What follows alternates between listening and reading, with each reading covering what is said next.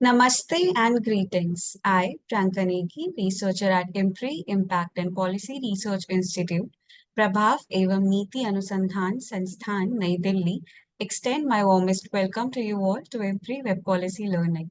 Today, we are gathered here for the second day of the Beyond Binaries Cohort 2 themed LGBTQIA plus narratives, hashtag #WeAre.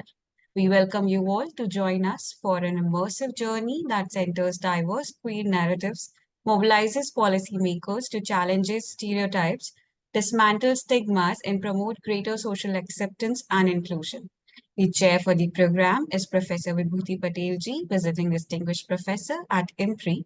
Our expert panel for today's program includes Grace Banerjee, Harish Iyer, and Dr. Dhiren Borisa. The conveners for this course are Professor Vibhuti Patel Dr. Simi Mehta Ms. Vathita Jha and Dr. Arjun Kumar Proceeding further, we welcome everyone to this transformative journey and appreciate your dedication in investing your time, energy, and commitment to gaining a profound understanding of the crucial role and intricate details of queer policies rooted in equality, dignity, and justice principles. We have also shared course outline and reading resources in your email for your kind perusal. Before we start today's session, I would like to state the housekeeping announcements. Please join the meeting on time. There will be Q&A session after each presentation. Share your questions on the Q&A box. The questions must not be posted as an anonymous attendee. Ensure that your questions are precise. Refrain from making general comments in the questions to save time. To begin today's session, I would like to invite our chair, Professor Vibhuti Patel, visiting distinguished professor at IMPRI, to kindly give her opening remarks. We welcome you, ma'am. The floor is all yours. Thank you, Priyanka, for setting the tone. And now today's sessions are going to be equally exciting. We began the day one with the first presentation by Moulee, who emphasized that LGBTQIA person should be viewed as constituency of diverse groups coming together. He also said that queer family members are in each and every community and in contemporary politics, in Indian political history and Indian queer movement, which bears witness to this fact. We cannot be in a denial mode with regards to political constituency of queer community. And defining moment, he also talked about the defining moments for LGBTQIA movement, which started with 2003 when Tamil Nadu government adopted draft transgender persons policy. And after that, we had series of legal reforms as well as different states also came up with the affirmative action for the queer community. Second presentation by Prince Manvinder Singh Gohil was very daring, and it encouraged a very encouraging and inspiring presentation, which kept the participants spellbound. Manvinder shared the most painful personal experiences of growing up years in Rajpipla in a princely family, and how he had nervous breakdown and medical conversion was adopted as a policy to discipline him and conform to the patriarchal norms of a princely duty. And he also said that there were death threats. He was disowned by the own biological family, and he was separated from the property and inheritance. And on 14th March 2006, when he gave first interview in the newspaper about his choices, his personal identity as a queer, there were riots in the city, nearly 5,000 people were out in this thing. And after that, how he rebuilt his life by supporting others, by becoming more and more confident, by coming up with the institutions, gaining popularity and support and solidarity from all sections of society. And now he has a very, very big following or the supporters who are supporting his endeavor of the NGO called Lakshya. Lakshya is working there. They were the first one to come up with the Garima Group shelter home for the homeless queer community.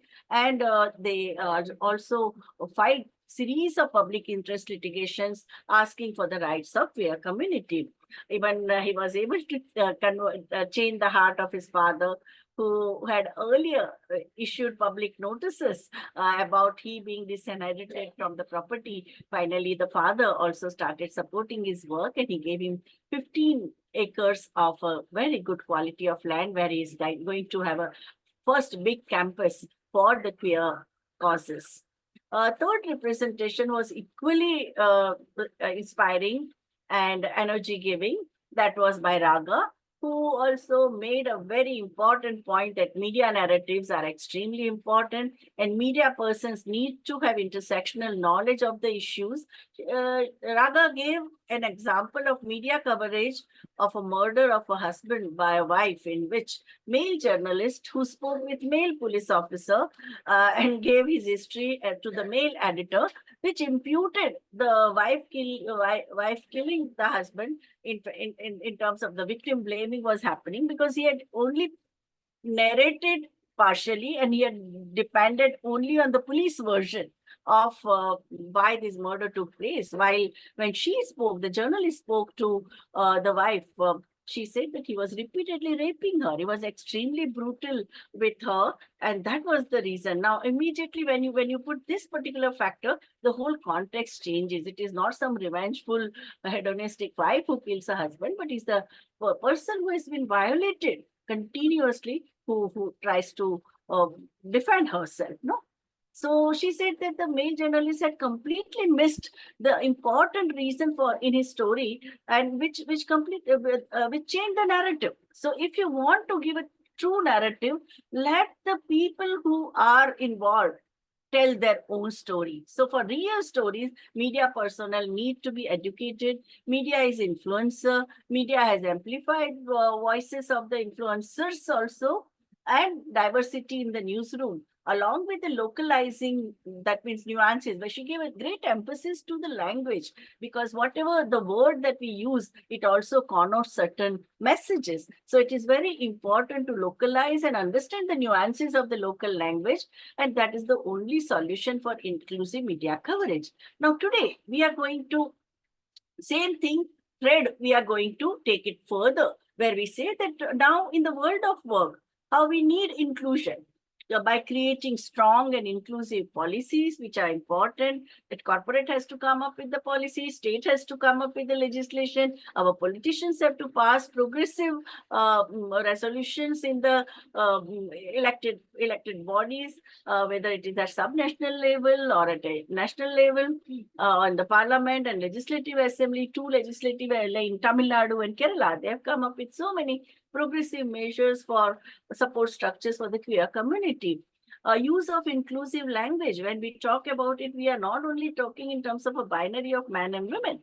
There are gender minorities. They need to be acknowledged. Gender spectrum has to be respected, and create a support programs for LGBTQIA plus employees at the workplace. Offer LGBTQIA plus inclusive benefits, whether it is a housing rent or the family benefits that you get, like medical benefits. It's not only to the person who works, whole family gets. So their family, their chosen family. Here the question comes about biological family and the chosen family. Most of the queer persons, they are rejected by biological family, they have their chosen family. So recognition of this chosen family is very important. Create the network, support system, self-help groups are extremely important for people who are in a similar type of intersectional vulnerabilities and marginalization, because it empowers. The stories of your peers, they also have a very empowering impact. Communication and engagement with the employees is very important. All these issues, you just can't be in a denial mode. You have to do continuous in the staff development program, in the orientation program, in the newly inducted, when the people get inducted in your concern or office or educational institution, in that also respect for gender diversity has to be continuously emphasized. Provide LGBTQIA plus inclusion in the training program, whatever you give training about environment and safety, you give training about climate change, you give training about constitution, training about the basically labor laws which are applied to in the any enterprise. So in the training program, there has to be a session on gender diversity in praxis, and also inclusive hiring practices, that whatever promises you are talking about gender diversity, that has to be practiced. You just can't skirt this issue and just not select people from queer community. So Union of India, the Supreme Court held the discrimination on the basis of gender identity is constitutionally prohibited. It came in the by hearing of this, which was very long, prolonged hearing we had on the same-sex marriages. One thing the Supreme Court said, that the sex as it occurs in Article 15 is not merely restricted to biological attributes of an individual, but also includes their sexual identity and character. At the same time, the apex court did not allow legislation of the same-sex marriage. So still the work of same-sex marriage or the family, what is the concept of family when it comes to gender diversity or the queer community, it is still a work in progress. And we have to continue the momentum by continuously discussing these issues center stage in the public discourses.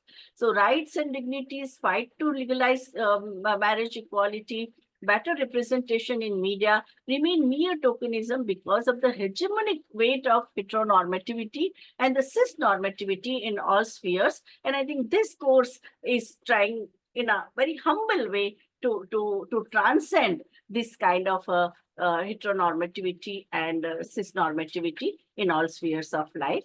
And now I think the discussion, the floor is open for discussion. We know that there are the participants are extremely articulate. They have a lot of stories to tell. And I think Raga also says stories are extremely important. So the floor is open. I think we have nearly for 1 hour to for sharing. Yeah. So who would like to go first? Thank you so much, ma'am. Thank you, ma'am. And as ma'am said, the floor is open. Priyanka, there is a query about reading material. Yes, ma'am.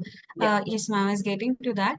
A lot of you have a query regarding the course outline and reading resources. You must have received an email which goes by the subject line Video Day 1 and Course Outline Reading Resources material. If you just scroll downwards, you'll find an attachment there in a PDF format.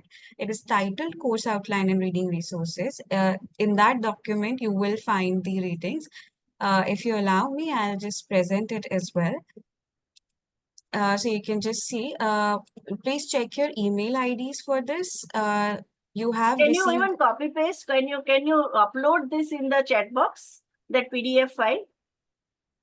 Sure, ma'am, we Then they can can try. download it right away. Yeah. So those who have not been able to get it, because there are quite a few 5-6 complaints like that. So let us, Yes, yeah, ma'am. we can do that. Yeah. Okay. It'll look something like this once you download it, and in the document itself, you'll find about the program, various details about the experts, the program time structure, and towards the end, a reading list will be updated in this very program in the document, and we'll also share the document with you. It has been shared by Asthabaji, so you can download it from there. Yeah. And have you uploaded on the chat box?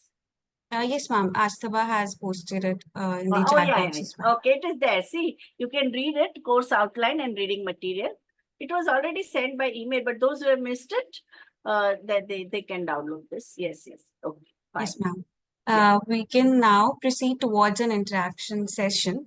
I request all the participants to kindly raise a hand, or you can Yeah, put you can in respond to the... all three session, and even today's session on how to mainstream peer concerns in the world of work. Yeah. Any aspect you can speak. Yes, please, anybody who would like to voluntarily go first, you're more than welcome to do so.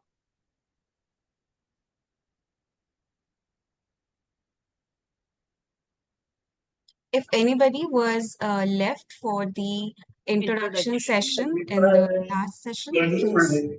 Yeah. Yes,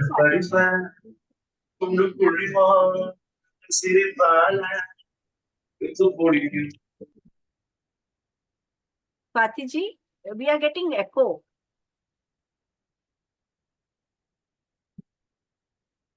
She has written, Swati ji has written, I am a professor of psychology at Kumar Guru College of Liberal Arts and Science. My academic research focus is on understanding and reflecting on human functions from social and psychological viewpoints. I strive to create better learning environments for the students by incorporating philosophy of liberal art education. I believe that the core of knowledge seeking includes empathy, compassion, kindness, humility, reflection, freedom to think, freedom to express. Students must experience these values to practice them. This approach fosters liberal mindset, promoting inclusivity, diversity, and I am dedicated to bringing this message to my classroom. Oh my God, so commendable. Thank you. We are really, it's nice to read and even know your priorities in life. I think we are so honored to have you with us. Yes, thank you, Swatiji. Next, who would like to go next?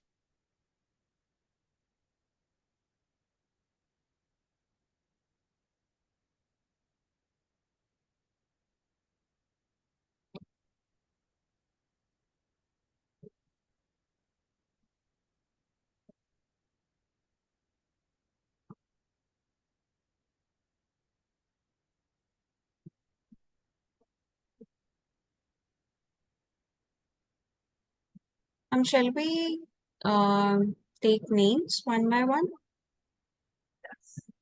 Yeah, we can invite them to speak. Yes. Yes. So we have Shruti ji. Would you like to go ahead? You can all unmute yourselves now. Thank you. Yes. Devika ji. Yes, please. Yeah, pardon me for the voice, not well. The participation in education is another way where colleges and schools, when they insist on giving special considerations, and also they can do a community activity going to the LGBTQ community and transgender community and ask them to rejoin the school program or the college. When you have them inside your room, then you will know them better, and the socialization process becomes very convenient, because many of us, they feel that I don't know how to talk to them. If I talk something, will they take it in a wrong sense? All these inhibitions will be eradicated once we have an equal representation among us, equal representation of the particularly I'm talking about transgender community in our colleges, in our schools. Then I think the socialization process and our communication with them and understanding them would be better. Thank you, Devika ji. Ma'am, you are on mute. Ji, means through organization do we go or individually is it possible? Because unless there is a trust is built, no? So it's very difficult. The kind of persecution and stigma they have experience. For example, I know in Yenapoya Medical University, Dr. Veena Vaswani, she was in a group. They all used to come to doctor for medical treatment, and in a course of time, trust was built. And after that, she organized capacity building workshop. She convinced the university authorities to give them employment, but they did not join. The post of warden was offered to one of them. The community, the medical students as well as teachers are extremely sensitive. So there was no question of any kind of persecution. But still, there was hesitation for them to join because they thought that if they start staying in the university, their gurus will be angry, because they said that gurus demanded that you have to stay in the community only. You can't stay away from the community. So those kind of hurdles are also there. So working alone with the queer community, when the person won't be enough because they are powerless. So along with the other power blocks, which are also creating hampering situation, I think we need to start negotiation with them also. So that's what is our experience here also, that unless you take even gurus in the confidence, or the all other community members, they should also not retaliate if one person joins as a nurse or one person joins in the some office, no? So that we have to create that kind of a positive environment and enabling environment. So they have to go hand in hand. That's what we have experienced. Yeah. Thank you, ma'am. Next, who would like to go next?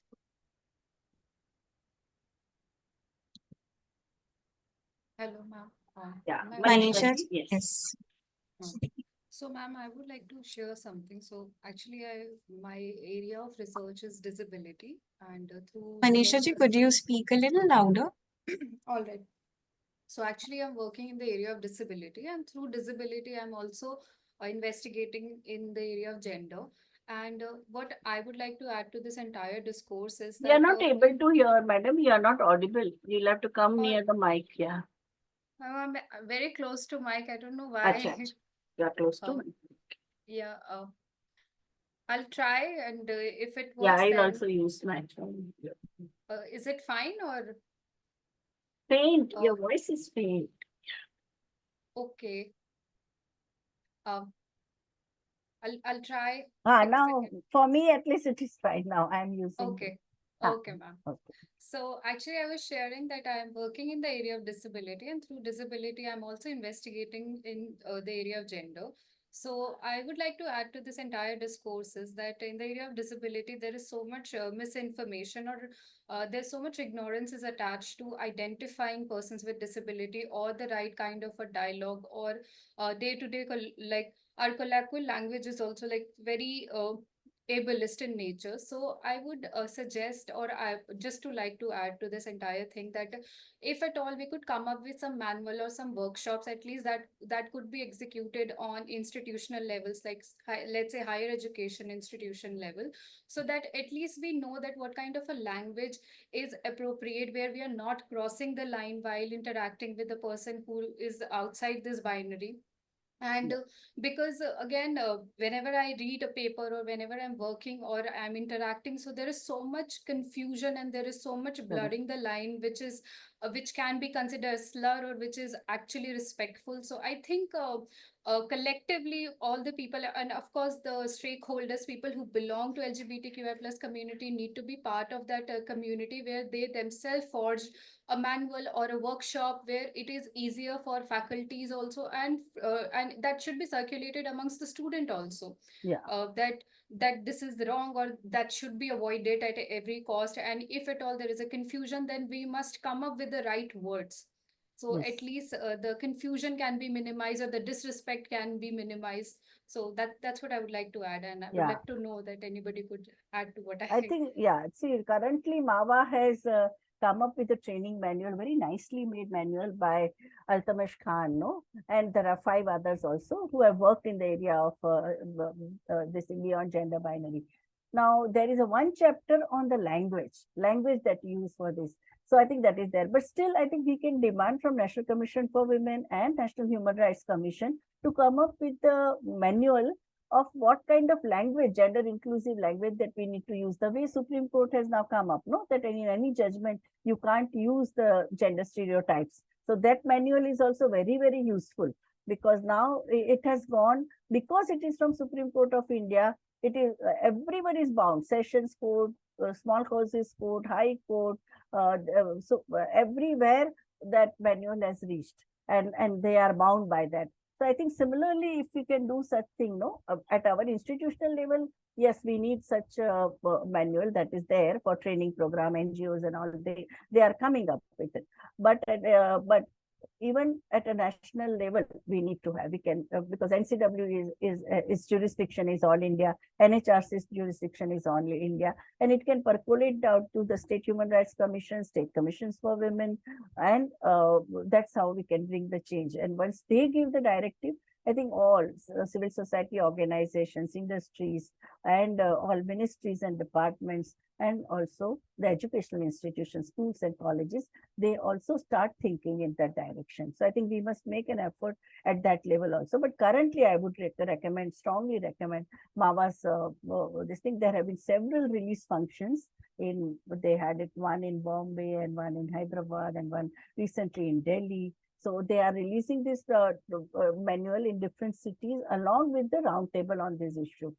So that is a very, so this is the first of its kind where the issue of language has also been included in the training manual. Yeah. Thank you so Very much, good ma'am. suggestion. Yes, ma'am. Yeah, yeah.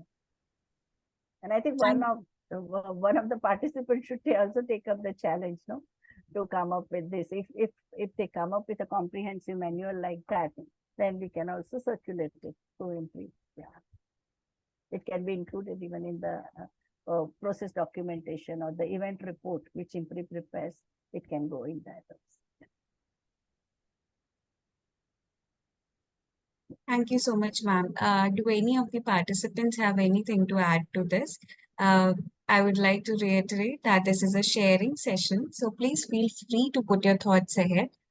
We would love to hear from you. This is a platform open to hearing stories from all of you. We encourage you to please come forward and share your learnings and through life and your investment in this program, what brought you here. We'd love to hear it all. Please go ahead with that. In the meanwhile, in the chat box, Pallav ji has given their introduction. They say, hello everyone. Sorry, can't use my mic right now. All right. I am Pallav. I'm a master's graduate of public policy and governance trained at Azim Premji University. I recently successfully defended my master's thesis on SOGIES rights, SOGIESC rights in India. My core argument was that the Supreme Court and not the Parliament has led the securing of progressive rights for the community in India. This in context of a broader rise of a conservative civil society. As a trans queer person myself, who is an early career professional, I feel small things like respecting one's pronouns and general sensitization in the workplace go a long way in making queer persons feel comfortable. This should happen prior to more robust training and sensitization efforts, which need to be initiated systematically through company policies proactively. Thank you, Pallabji. Very, very important. Thank you. Yeah. Anybody else who would like to go ahead next? Yes, Shreya ji, please go Good ahead. afternoon. Yes, good afternoon, ma'am. Ma'am, I hail from Ranchi. I'm a faculty here. This is Ranchi is the capital of Jharkhand, as you must be knowing. I teach there in St. Xavier's College, and St. Xavier's College is a very old educational institution. Ma'am, I've studied in JNU and I came back, but I belong to this place, so I've been teaching here. And what I find here is I don't know how do I say this, but like we say in research that when there is no finding, then that is also considered to be a finding. So Correct. here, ma'am, there is absolute absence of any discourse, any representation. The slate seems to be all clear, or I mean, it is complete darkness that we are, staying in our. I mean, in Jharkhand, I see no amount of discussion here. I've been here for almost 2 years now in this institution, and we never ever have any conference, anything. Here, of course, not even women have. They are also not exuberant as far as expressing themselves is concerned. There is a very subtle way of imposing a dress code on you. And so we never come down to LGBTQ, ma'am. So there is complete, I mean, we are in the abyss of darkness. So ma'am, what do we do? How I mean, I do bring up these issues because I teach international relations. I do provoke my students to have a point of view, but that is so much that I do, and I don't see anything happening at the governmental level, at the institutional level. And it is not that there is no one from the LGBTQ in my state or in my institution, but there is no scope of anything, because I don't see any requirement being expressed, and neither do I see anything from above. So there is no bottom up approach, and there is no top down approach either with regard to LGBTQ. But Shreyaji, when Men Against Violence and Abuse organized a film festival in Ranchi, it was a grand success. So, and in that film festival, I know the choices of film, the films which are included. Many of them deal with, and first of all, overarching concern of the Mawas Film Festival is also transcending the gender binary. So, how did people react? Why so many people attended that film festival? And it was followed. Each film was after screening was followed by a very lively discussion, and that's what Mawa's report says. So, did you attend that, and are you aware of this thing which happened? No, ma'am. I sorry. It was hosted by Center for Women's Studies, Mamtaji, and from Ranchi University, and there were many NGOs had also joined this effort. And No, ma'am, it did not cause any. Ma'am, we were not there, and did not seem to cause any ripple. Even when the literary meet happens here, of course, there are a certain group, there is a certain clique, I would say. They attend the meeting, but then, we do not have any dissemination of information as such. Um, because ma'am, everything is so localized. Everything, I mean, the process of globalization and localization are completely different. I mean, you do not see any meeting point here. So people who are concerned about ground level politics will have nothing to do with LGBTQ or anything else. I mean, ma'am, it's very tough to break walls and make people understand each other. And I never see these film festivals or any kind of festival. And ma'am, the government is also very much responsible for this, because they make no effort. It is just a routine thing. They will click some photos and that is it, and then you will see all the bureaucrats dispersing, and then it is left upon the people to just finish the function. I'll just give you an example. I don't know whether I'm doing the right thing or not, but there was a lot of awareness being spread regarding right to vote. So what happened was that it was all I mean, they were just involving one particular college who was active. We were active, and we were there in 15 so-called events. So is it really going to make an impact? You telling the same set of students that right to vote is very important, and they just did it, and they showed it that yes, we have approached the education institutions and done all this. So ma'am, I don't know, ma'am, here things are not happening the way they should. And this is again about the flaws in policy making, I guess. A lot to deal with public policy. Nothing is happening which should happen, ideally speaking. As far as the mandate of the Niti Aayog is concerned, I don't see cooperative federalism being a success at all. It's a miserable failure, at least in the state of Jharkhand. Because see, I have personally attended, I have been the resource person for the several series of webinars organized by Center for Women's Studies, Indian Association for Women's Studies, and Ranchi University. In fact, the registration was more than that of 500, and not only from Jharkhand but elsewhere. And there was tremendous interest, mainly because for the first time webinar was going to be 100% in Hindi language, no? Because generally most of the webinars are in English. So I had found like there were three such webinars I had attended.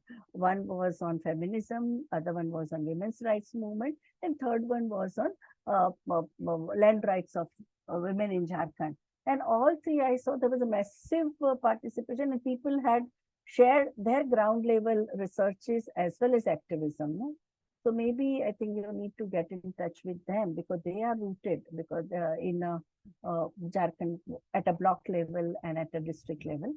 So I think I would suggest that you get in touch with Center for Women's Studies, Ranchi University, which is supported by our organization called Indian Association for Women's Studies.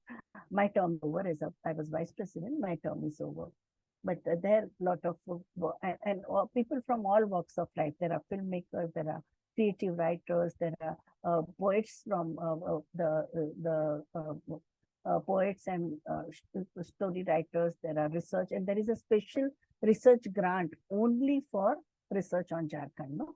So that also, so each time there's around 18, 20 young people, they get that grant and they also do ground level research on the very important livelihood issues and also the issues, challenges faced by women in Jharkhand in terms of gender-based violence or the impact of pandemic on different sections or reproductive health. So these are the real issues they take up. Yeah.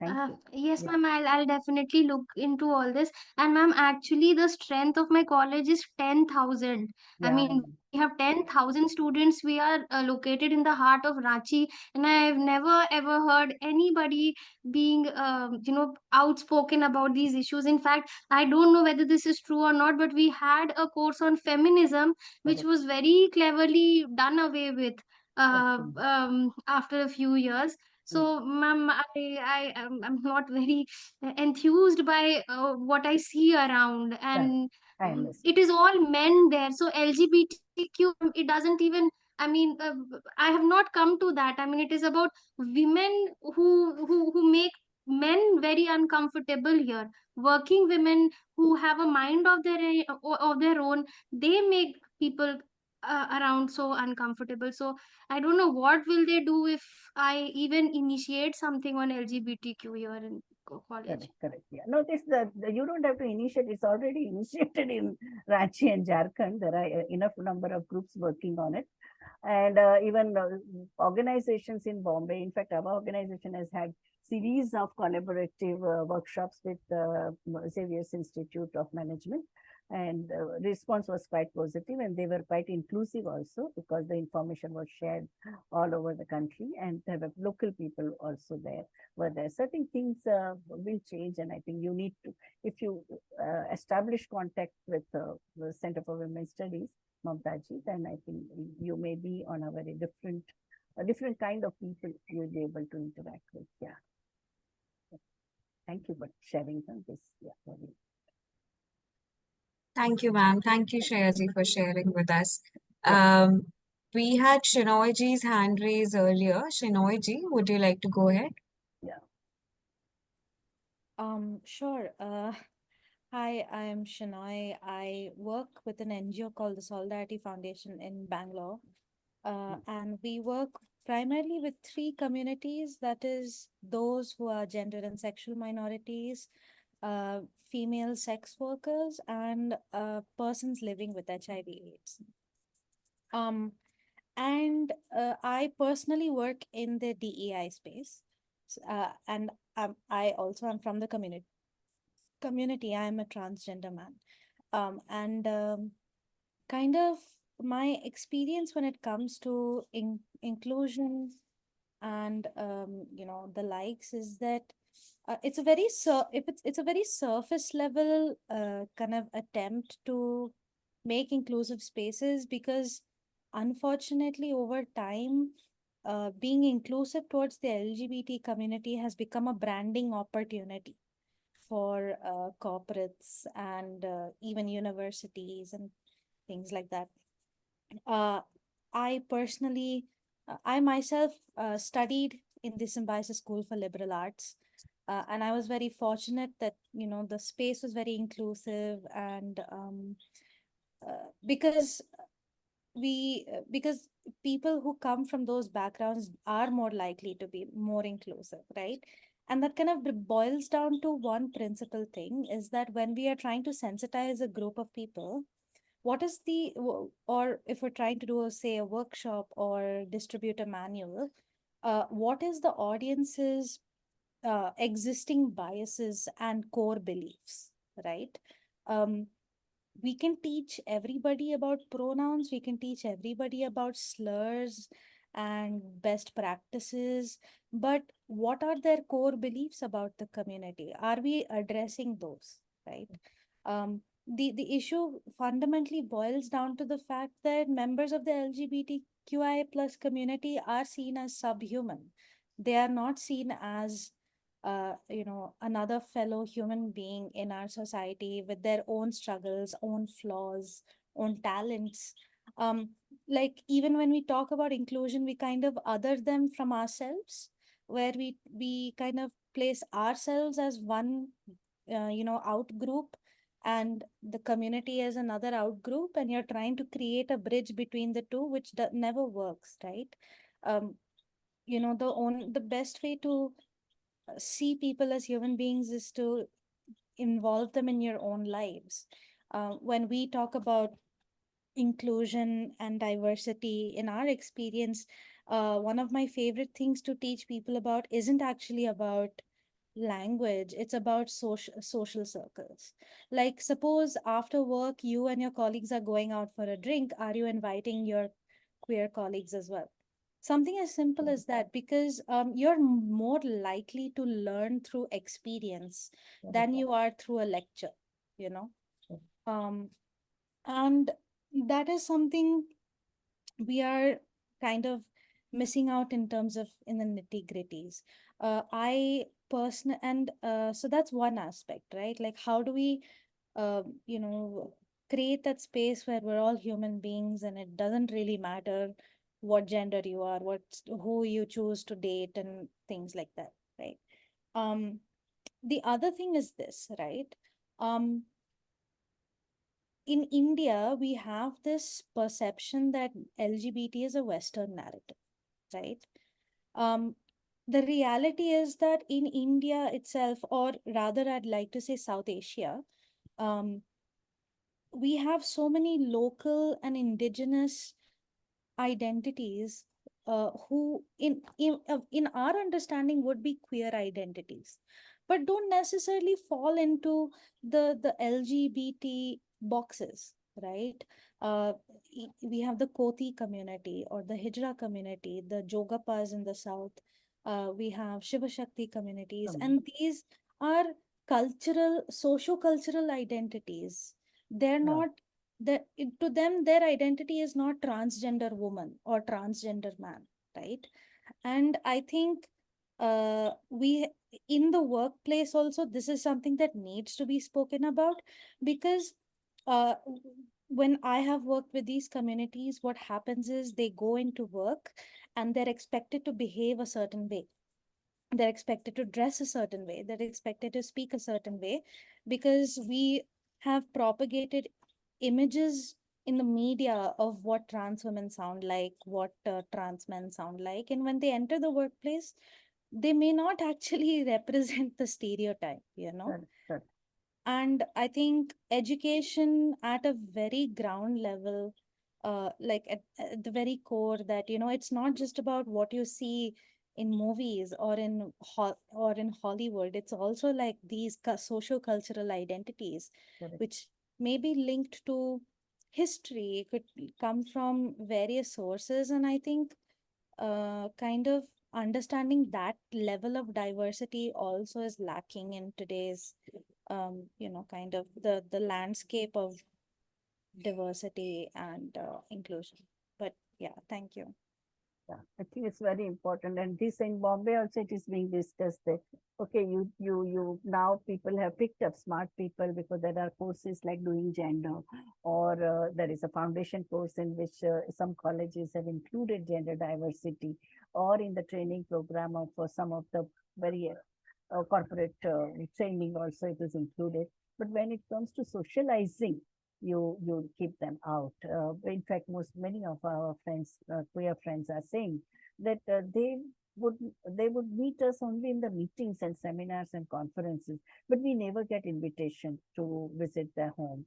Maybe on the part of the people also it is there that okay, we are gender inclusive, but our watchmen or the liftmen or people in the neighborhood, they may make some sensitive body language, insensitive remarks, or objectionable body language, which may hurt because that is beyond our control. No, so I spoke to many people that why don't we have this kind of in all our social events? Why aren't we inviting our queer friends?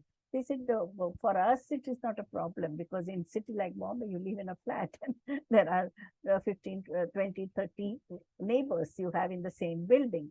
And if somebody makes a weird remarks or they make certain gesture. In fact, when we started our programs for transgender communities during the pandemic, basically the relief operations, because none of the big NGOs were giving relief kit as well as all the facilities of medical examination and test and this thing. So our college did it. But first time when they came, the watchmen and the liftmen, they were laughing. Finally, we had to first organize immediately we had to organize the emergency meeting, call all the support staff and the office staff of the college and the watchman and the liftman and the gardener and the canteen wala and have a heavy dose of gender sensitization. And they said, this is not done. And both things we say that, okay, this is not done. And if you do it, we will take action. There will be disciplinary action taken against you for violating the protocol of human decency. After that, at least some relief was found. Otherwise, they felt so humiliated the way our watchmen, because first person they encounter is a watchman. No, after that they would meet us. So I think we need to also do sensitization. We should raise these issues in our neighborhood committee, in our societies, wherever we are. No, they also need to be sensitized. So when we have a quest from gender diverse community, they are not treated with weird behavior. No. Yeah, like in Because fact, people started whistling, all of the watchmen, we never knew this disciplined watchmen who were seeking discipline from the students, no? yeah, They were the ones who were whistling. We were shocked that they are capable of doing such thing when the transgender people come to our campus, no? So many things which were hidden, no, in the garb of decency, it all came out and it was so ugly. So I think we need to take these issues also to our families and neighborhood. No? Very important. absolutely. In fact, like I'll share a couple of instances in my experience on the ground. So once we were taking one of our candidates, they come from the Koti community here in North Karnataka. Yeah. And we took them for an interview at at a hotel for admin staff, like front desk work. And it's a globally recognized chain of hotels. It's not like it is a brand, you know, in that sense. And we were taking them there, and they actually missed their interview uh, because they were unable to even enter the grounds because the security person refused to allow it. His rationale was that someone like you cannot possibly work here. Right. I don't believe you. Right. And he never let us inside. We had to call the staff and be like, this is what has happened, and this is why we missed the interview. And this kind of this is like a direct consequence, right, of seeing diversity and inclusion as a branding opportunity. You don't really take it seriously. I mean, you're doing sensitization for managers, leaders, and employees is all there, but are you sensitizing your support staff, people who take care of your spaces, people who you rely on for your amenities? Are you teaching them as well?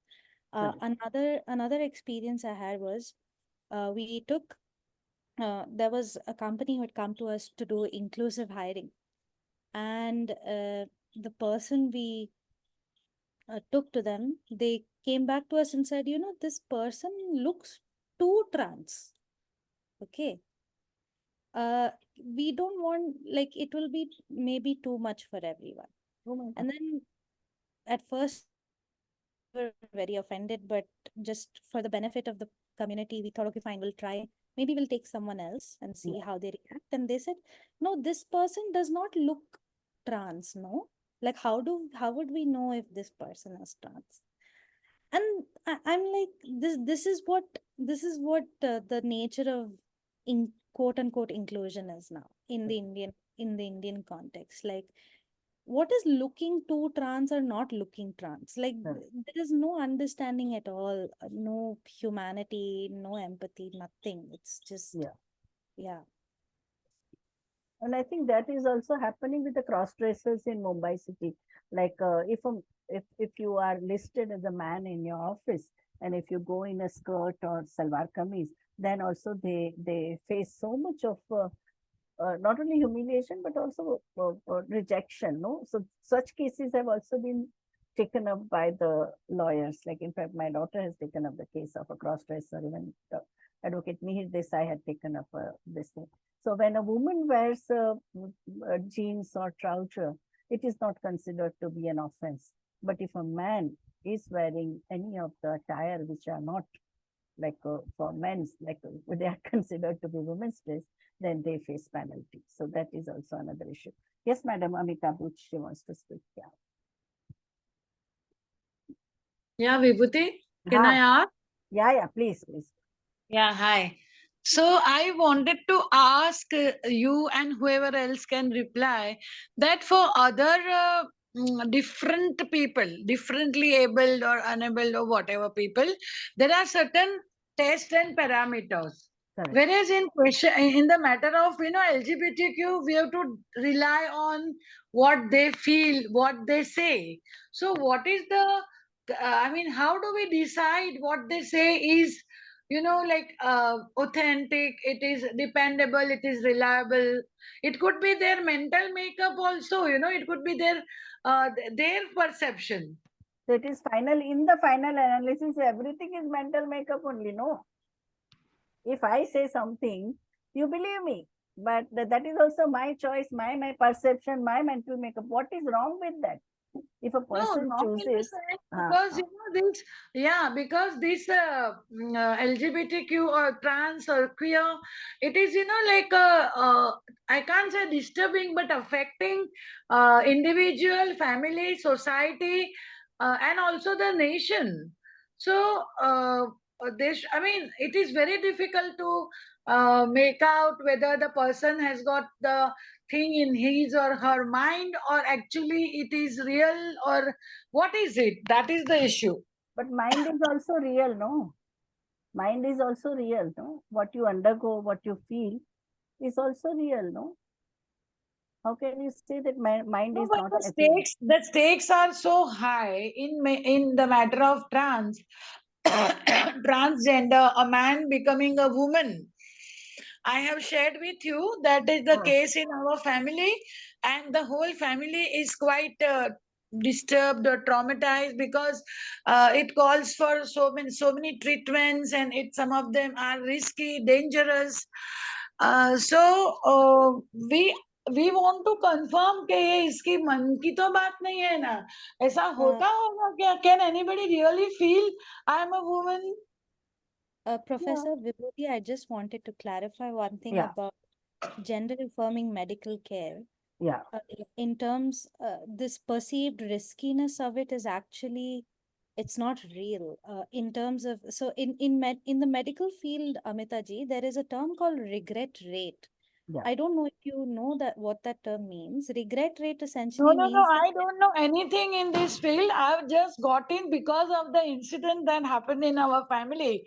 I used to, like look at the segment as, चोचला आपका young लोगों की fads है, ऐसा ही मैं सोचती थी. But in my family, when this has happened, and the person is very, very integrated and honest and noble and can't fake things, I believe. So I'm looking into it in depth and trying to find out ke hai kya. Yeah. So Shinoyji, you can respond. Yes. Yeah. So in reality, in fact, a person is, if they get knee surgery, the rate of regret is actually higher when someone gets gender affirming care. What I'm trying to say is that in terms of risk and reward of any medical procedure, every medical procedure has those who regret doing it and those who do not, right?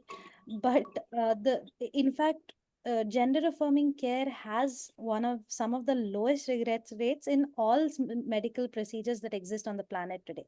It's around 1 to 2%, whereas knee surgery is like 10%. My mother. People tattoos have a 70% regret rate, right? Correct, correct. So I mean, in that sense, like, I think this perception of regarding gender affirming care needs to kind of change in that regard. Yeah. Knee replacement is also very high cost, extremely painful, and regret rate is also very, very high. Ma'am, I'm really in the state of, not still convinced about many things. So I feel that your God has given you a body, and why should you reject it? But So God if, has if also given you mind, no? Yeah. If the mind is not no, but Vibhuti ji, I happy. would also like to add, if you have a heart attack, God gave you Mine the could heart be, attack. like it could be my perception. The way Sita thought that there is a golden ear there existing, but it did not exist. So it could be an illusion. But No, that but is true for Amita, everything, no? That is true for you and me also. Amita ji, Even अगर in reality. अगर किसी को heart attack होता है, क्या उनको intervention लेना चाहिए या सोचना चाहिए कि भगवान ने हार्ट अटैक दिया है तो मरने दो? Correct. That is also. In the final analysis, how the person feels, I think that is most important.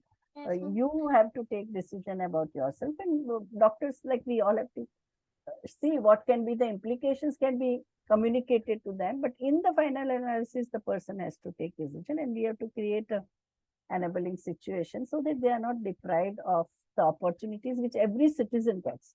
Just for being a sexual minority, they should not be deprived. For example, not allowing when they are ill, and if they want their chosen family, then this is now the new term, chosen family versus biological family. Biological family, when biological family is very cruel, which is excommunicates you, which throws you out just because you happen to be transgender or a sexual minority. In that case, if they have created their own community of family and support system, the hospitals, state, all should respect their decision. So that is the demand, and so many countries have fulfilled the demand, and that's what the queer community is asking in India also.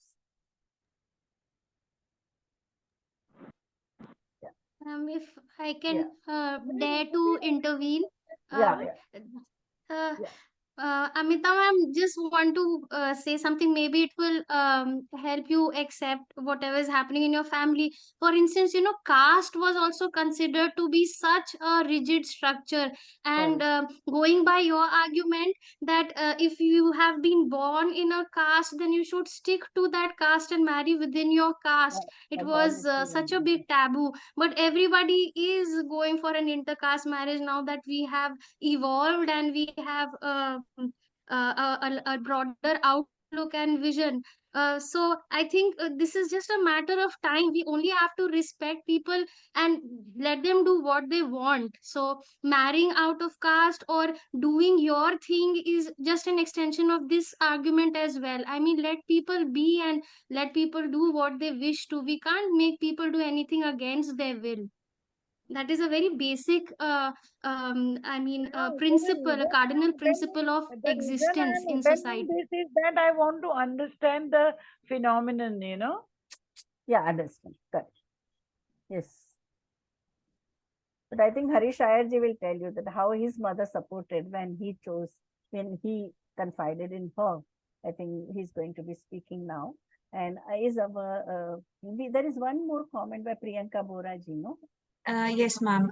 There's Priyanka Bora ji says that I'm Priyanka Bora, a research scholar of Assam Women's University, engaging in queer studies. I want to share something. Can we put forward the idea to incorporate picture books in course curriculums and have some read aloud sessions with the parents as well, at least once in a month also, because in one of the project rainbow findings sessions, it was stated that mostly the discrimination and homophobic essence starts at home and maximum is from parents. Correct. Correct.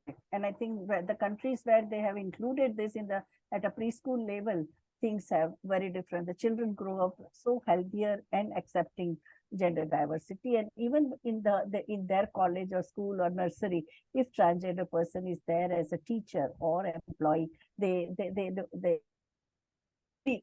uh, popular teacher as any other teacher. No?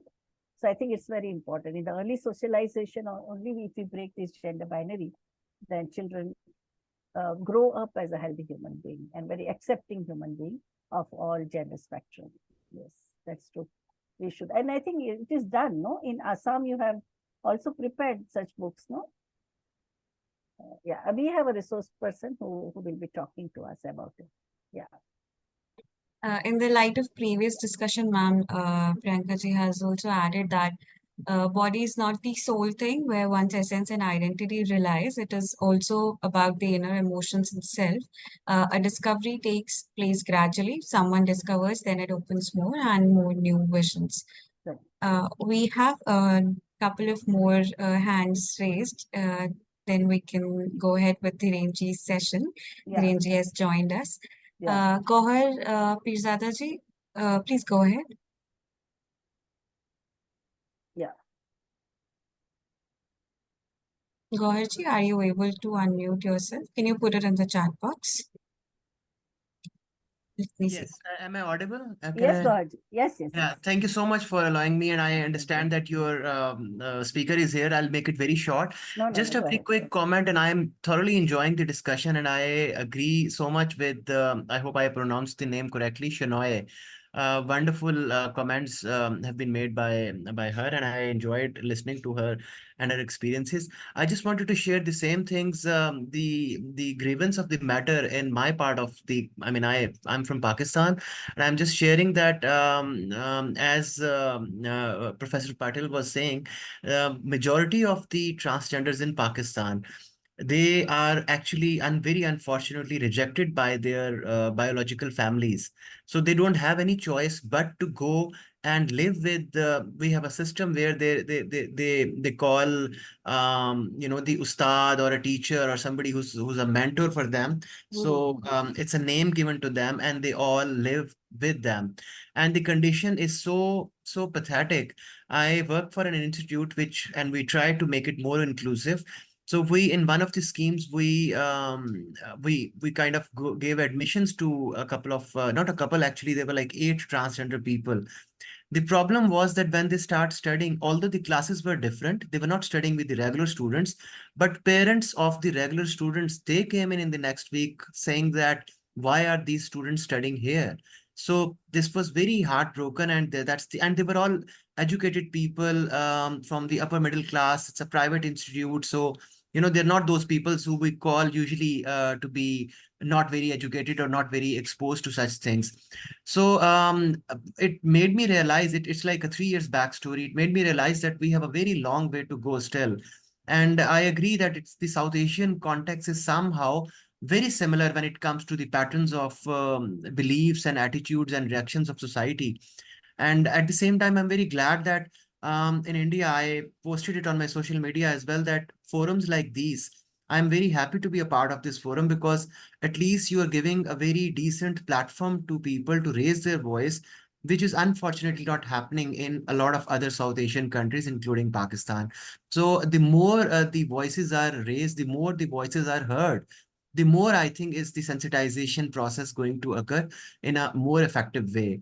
And especially, I just want to appreciate the economic side through which India is looking to empower this community is actually very appreciated. So just a commendation for, once again, for this program. And I think this would make some waves, and it's a very good effort. Thank you so much. Thank you, Gohil. So reassuring. Thank you so much, Gohil ji. Thank you, everybody. Lovely discussions. and we will be proceeding with them after the speakers' sessions are also done. So I hope you keep the lively energy up. Now, moving on to our session for the day, I am delighted to invite Dr. Dhiren Borisa ji. Dr. Dhiren ji is the lead queer activist, poet, and urban sexual geographer. Dhiren ji will be guiding us through the topic of mapping desire, exploring urban sexual geography. We welcome you, and the floor is all yours. Please take it from here. Hi, good evening, everyone. And thank you so much for giving me this opportunity to be part of this Beyond Binaries, like this kind of institute that you're trying to run to think about what queerness means for South Asian communities, especially this Pride Month is not our month, right? If we were to walk in Pride right now, we'll be burning down and sweating and collapsing. But yet we are thinking about coming out, closets, and queerness, and thinking about what freedom entails for a lot of us. In my presentation, I'll try to think about South Asian queerness, but from an Indian perspective, and after also cognizant of the fact that how India tries to hegemonize the South Asian narrative. And rather thinking about, Pakistani queerness or Bangladeshi queerness or Nepali queerness might be very distinct, but to also central how caste plays a very, very, very central role in the way in which we imagine freedom, but also imagine queerness, right? So if you just quickly allow me, I'll just share a few slides and then we can go ahead with the presentation. I thought because it's a Pride Month, I should wear some glitter to make it more apt for the occasion. I'm a storyteller, so probably I'd be telling a lot more stories than just presenting. So please bear with me if that bores you, but hope it does not. Are you able to see my slides? Yes, yes. So right on your screen, you can see a slide from 18th April 2023. If you had gone to the IMPRI's opening statement for this entire series of talks, you would see the first sentence is all about same-sex marriage rights, right? And I want you to think about, let's think about queerness, possibility of queerness through that position.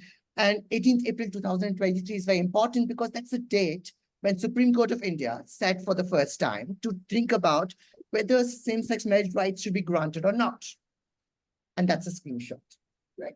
Great. Of course, we know how people were disappointed. Queers were disappointed because that was not granted. Civil union was also not granted. But that's not the story I want to tell. Because that's not the narrative that I want to think through what queerness stands for South Asian subjects, right? The next slide that you see on your screen is from 17th April 2023, one day before Supreme Court sits to discuss about same-sex marriage rights. On your screen is a Dalit trans activist from Tamil Nadu, Grace Pan. And she's protesting outside Madras High Court for horizontal reservations for transgender people. She has simultaneously filed petitions in the Honorable Supreme Court to think about, if you're really thinking about queer rights, where should you position queerness to be, right? It should not just be some private property owner who own queers who are more interested about who will inherit that property, whether I can marry my partner or not, but think about much more solid issues that actually impact most of our lives. And she's there. And all you can see on your screen is, while Supreme Court is so, and Justice D.Y. Chandrachud is so interested in thinking about same-sex marriage rights, she's being dragged aside because all she's asking for is horizontal reservations. And it is in this juxtaposition that I want to think about queerness and queer geographies and who gets to be queer.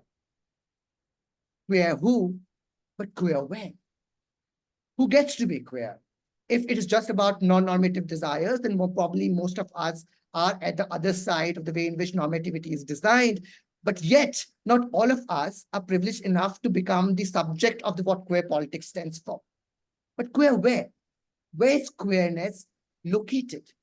When I was growing up in a small town in Rajasthan, I thought going to the big city will give me freedom. I'll be like, go to the big city, anonymity, I'll be free. I can go to gay parties. I can meet more people, I can be anonymous. And that's where queerness will be. And I want to think about, is queerness all about this aspiration that is being prescribed to us, sold to us again and again in the cities where queerness will be? Or can we be queer everywhere and not just be denigrated for what we are? So what my talk is about is caste queerness and geographies of sexual desires. On your screen is also a screenshot from Grindr. Grindr is a popular gay dating app. To your surprise, the question that you see is somebody asking me on a dating platform, are you a Brahmin? And I'm perplexed. Why is that question so necessary? If it is all about desire, it's all about non-normative desire, it's all about desires that are not accepted by the society, then this should not be a central question per se, right? But yet, caste is the central axis through which desire itself framed. Whom do we find sexy, whom do not find sexy, etc. But more important is, this conversation that I'm showing to you on your screen is not happening in India. It's happening in a city in England. I land in 2019 in a city called Leicester, where last year there were communal riots on India-Pakistan match. The first message I received on Grindr is somebody asking me if I was a Brahmin. And if caste is so central and so located and so limited to our context, how has it so traveled so far as in England? And how has it manifested in a space like Grindr? So from thinking about the Supreme Court complexity between what Grace Banu is seeking in terms of horizontal reservations, or what Supreme Court is trying to think about in terms of same-sex marriage rights, where do most of us stand? Who is queer, but where is queerness? Let me tell you a story. On your screen is an elevator. No place. I'm a geographer, so I like thinking about different kinds of spaces which have no meanings. But elevator is something that will lift you from, say, ground floor to third floor or fifth floor. This is in Manchester. I was in Manchester. If you go to England, there are only 3 cities in England which host Bollywood gay nights. England is gay and free, but if you're South Asian and queer, you have to create these spaces which are unique and niche in order to also dance on Pari Hume or Bidi Jalaile, or like, Ini Logo Ne Le Lina Dupatta Mera. And these are the spaces where it's happening. Manchester, first Friday of every month, a club called Club Zindagi at the peripheries of the gay village hosts a gay night called Club Zindagi. It's in North England, so if you see a lot of Pakistani influence, you will see a lot of Bhangra music, but also a lot of Pakistani Mujra songs playing in the club. But the story that I want to tell is post the club. When I first went to this club night, I was accompanied by 2 friends. One, a British Asian person, who's a 3rd generation British Asian person who's never been to India. And the 3rd person, who's a Palestinian gay person who has for the first time come to England. All of us thinking that England will make room for queerness. West is where queerness is, sexuality is, freedom is. After the night of debauchery at the gay club, we are walking back to my hotel room, which of course I made University of Leicester pay for, because how else will I afford to stay in? It's all research, right? So we are all in the hotel room. We have entered an elevator to go to the 3rd floor where my hotel room is. And we are joined by a 4th person. It's me, a Dalit queer person, a 1st generation learner who has come to England for the first time. There's this British Asian person, who's 3rd generation British Asian person, who's never gone to India. And 3rd, a Palestinian queer person. 4th is a young Black queer person. The 4 of us are inside. It's slightly tipsy in the moment. People are looking at each other. This Black queer person looks outside, looks back inside, and in the moment says, go back to your country. And I want to hold to that. What does going back to your country mean to all 4 of us in this elevator, which is a no place? What does it mean to me to go back to a country who's for the first time come out of the country? What does it mean to the British Asian person who has never been to India? What does it mean to the Palestinian gay boy who can't go to his country? And I want to think about those questions, but also to think about what does it mean for the Black queer person who is asking this question? Go back to your country. That you are, as a queer person, already situated in a hyper-racialized climate, where your sexuality is not determined by your desire for somebody of the same sex, but your sexuality is determined by your race, your class, your caste, all of your belongingness, which determines whether you can afford desire itself or not. All four of us do not have a country. This Palestinian gay boy promised me that he will come to meet me in Delhi. So he did. In this January, earlier this year, it was my birthday. I'm very old. It was my birthday, and he visited to wish me a happy birthday to Delhi. While, of course, we know what's happening in Palestine, what's happening, what Israel is doing, and all of that is going unrecorded in the name of homo nationalism and pink washing. Now he's here, and he lands here. And the first message he receives is that his uncle has been killed in Gaza. It's the morning. We do not know what to do. But queers do, like, let's drown it out in something. Let's go party somewhere. And I decide, let me introduce you to the queer culture in Delhi. I take him to a gay bar called Depot 48 in GK2 and Block Market. Every Thursday, GK2 M Block Market in this particular club called Depot 48 hosts Pink Thursdays. Now you would imagine all our gays, all our queers, this space should be the most safest place possible, right? And somebody, a Palestinian queer who has first time come to India to think about sexuality, freedom, queerness, but also friendship and intimacy. I take him there, but also somebody who has heard this uncle was killed the very morning by the Israeli troops. We reach there. I make him drunk because, of course, how else will you survive a gay party and the snobbery of the South Delhi gays? And we are all there walking around, and he sees a Norwegian gay boy. He goes, approaches him, he talks to him and says, where are you from? And this tall, white man says, I'm from Norway. And this Palestinian boy, in this one brink of moment, thinking of possibilities that are possible everywhere, says, oh, Norwegians are so good, right? For last 25 years, you've been supporting Palestinian cause. You're supporting us. To which this Norwegian boy in this gay bar retaliates and says, oh yeah, Israel has gone OTT, right? This time, over the top. Of course, we know about OTT platforms. So of course, Israel has totally gone in the name of condemning Hamas and questioning terrorism, attacking civilians, and what kind of disaster that has unfolded. The Norwegian boy looks up to this Palestinian boy and says, yeah, Israel has been bad, but do you condemn Hamas? Yeah. And I'm wondering, what transformative politics does this queer space enthrall in this particular moment where a Palestinian queer person is engaged in a space like Delhi, in a gay bar in Delhi, being asked this question, which is actually speaking so much what Jasbir Puar talks about, homo nationalism and pink washing. But that's a story that we keep on hearing. We are out of time. And that's what Rahul Rao speaks about in his fantastic book, when he talks about the locations of homophobia. In the Western imagery, anything which is non-Western is homophobic. We are out of time because we are savage, we are uncivilized, we are homophobic. We do not understand queerness because queerness, the way in which world is circulating queerness, the way in which queerness is being translated through transnational funding, is coming through a particular vantage point of coming out and identity politics. And many of us who live in non-Western context cannot afford that kind of a politics.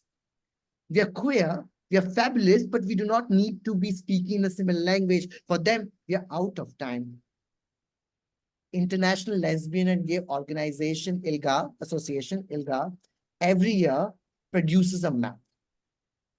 On your screen is the map. The map, they try to think about which is the safest place to be gay. And if you look, Sub-Saharan Africa, West Asia is where the worst place to be gay. But who defined what gay means? But who also defines what queer freedom means? Many of the same people who live in Afghanistan and Pakistan and Bangladesh, when they go to, say, UK or USA or Canada to seek for asylum, they ask a very simple question: prove how gay you are. And for them to be gay is, do you know Lady Gaga? Have you heard Beyonce and Rihanna? And many of us have not. Have you seen Will and Grace? Many of us have not. If those are the standards of what queerness are, then many of us would fail. West determines what queerness is, but West also determines what queer phobia is, creating a very neo-Orientalist imagination where you locate very conveniently in the developing world, the conflict-ridden world, colonized world, world which is still struggling in the impact of coloniality of power, is the one which is regressive. The places which are produced as progressive are still remarkably alien for us. They keep on asking us, go back to your country. There are also institutes like PEW Research Center, which say, like, people who are countries which are more educated and richer, wealthier countries tend to be more accepting of homosexuality. Those with more educated have greater acceptance for homosexuality. And we are wondering, what you're also alternatively telling us, poor people are homophobic, uneducated, illiterate people are homophobic. And from this position, I'm going to think about, what does it mean for us? What's the narrative that is continuously being churned out again and again for us to think about what queer politics entails? What should be the next step forward? That's the reason why I started with the same-sex marriage right petition being heard by the Supreme Court of India. But that's what we are thinking about. That's what the way forward. In 2009, Amartya Sen and Vikram Seth wrote a joint open letter and produced a map saying that, why should the Delhi High Court condemn or read down the anti-sodomy law of colonial era, section 377, and they produced this map. And I want you to read this particular statement that is at the top of this map. Only the countries colored in orange continue to criminalize sodomy. To which world must India belong? And if you see it, it's the same kind of map that is produced by ILGA. It's West Asia, it's Sub-Saharan Africa. And for once, India is asking, we do not like our friends. It's like our parents asking us, please don't hang out with those bad boys that will corrupt you. Don't hang out with these countries because they will corrupt you. They're regressive, they're conservative. They are not where homosexuality, in the Western imagination of what homosexuality is, can populate, can actually survive. In 2014, after the 2013 horrible verdict, which equally made us sad, like the 2000 recent verdict of same-sex marriage rights, 2023, Salina Jaitley, under the influence of United Nations human rights, comes up with this video. And I'm going to play this video because that's what United Nations wants us to say, how queer rights can be achieved in India. And just let's listen to this. It's a brilliant video. When the first time I saw it, I felt like, oof, this is what I want. This is how freedom looks like for me.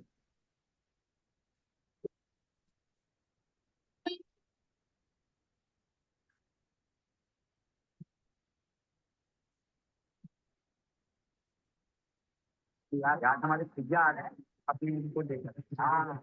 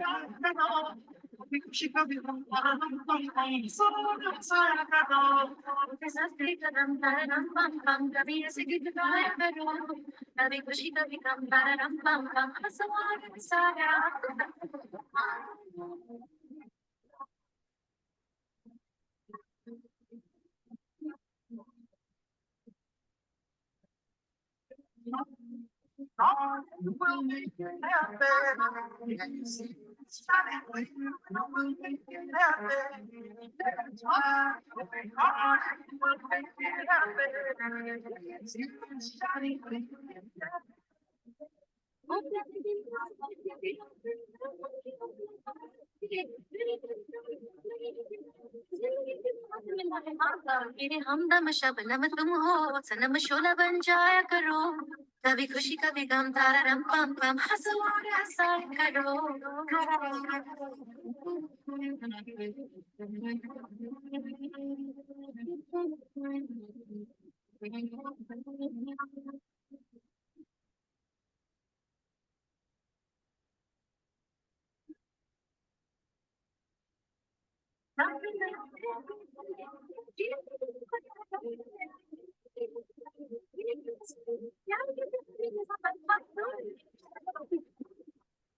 तुम हम बन गए हैं सनम बेधड़क मेरे घर आया करो कभी खुशी कभी गम तारा रम पम पम हंसो और हंसाया करो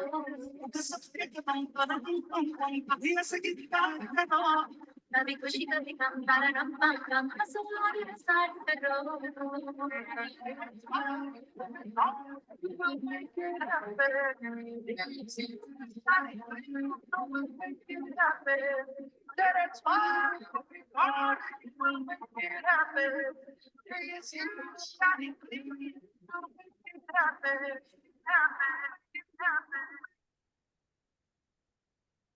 In 2013, many of us were heartbroken. I remember still that, in the morning of 11 December 2013, a friend of mine called me up and said, you should self-immolate yourself. You know what Supreme Court has done is it has upturned the Delhi High Court progressive verdict of 2009.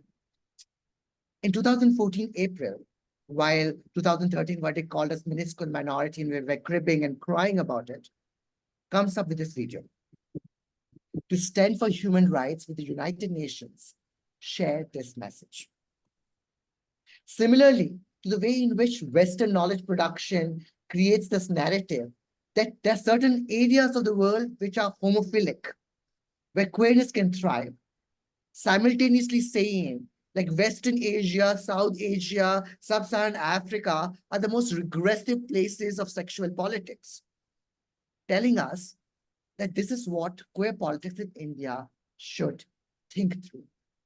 Salina Jaitley, while producing it, might not have consulted with many ways in which queerness is practiced, clearly subsided saying that queer people look in a particular way. They dress in a particular way. They live and are rich in a particular way. Often we must have heard of queerness as an urban concept. Queerness is an elite construction. What this particular video of United Nations, which I'm sure United Nations must have spent billions of dollars on it to produce this, recruiting all of these kind of extravaganza and grandeur that Sanjay Leela Bhansali will do in his Hira Mandi, does not include many of us. So when the first time I watched it, I felt very happy. Second time I watched it, I felt alienated. I said, this is not me. This is not me who's been represented. This is not millions of us who are queer and vibrant and thinking about queer rights being represented in this video. But then who is being represented in this video? But simultaneously, who is being shown as the one who would accept queerness? The matriarch of this family, the older grandmother, finally accepts the cis gay couple who is dressed in elegantly sewed shirts and costumes. Many of us will not get that acceptance. Many of us are indirectly told that because we are poor, we come from lower caste backgrounds or lower class backgrounds, we will not get that kind of acceptance. Acceptance lies somewhere else. We are where homophobia is located. I'm sure you must have seen this brilliant film, which is Shubh Mangal Zyada Savdhan. Ayushmann Khurrana comes up as the great savior of social comedy, saying, how queerness and queer politics should think through. It's an interesting story because it's presented to us as a story of gay love. Of course, against cis gay men falling in love with each other. I will briefly take you to the trailer of the film because this is celebrated as a film which of queerness in the mainstream cinema. And I want to think about this popular representation of queerness and who is sidelined in these representations, and how do we reconceptualize queerness in this formulation? एक बात बताओ बेटा, ये कब decide किया कि ये बनोगे? क्या? अरे मतलब ये नहीं कहते, ये कहते हैं। हाँ भाई, सेम थिंग। कब डिसाइड किया? आपने कब डिसाइड किया कि आप गे नहीं बनोगे? बेटा मम्मी पापा को पता है वैसे?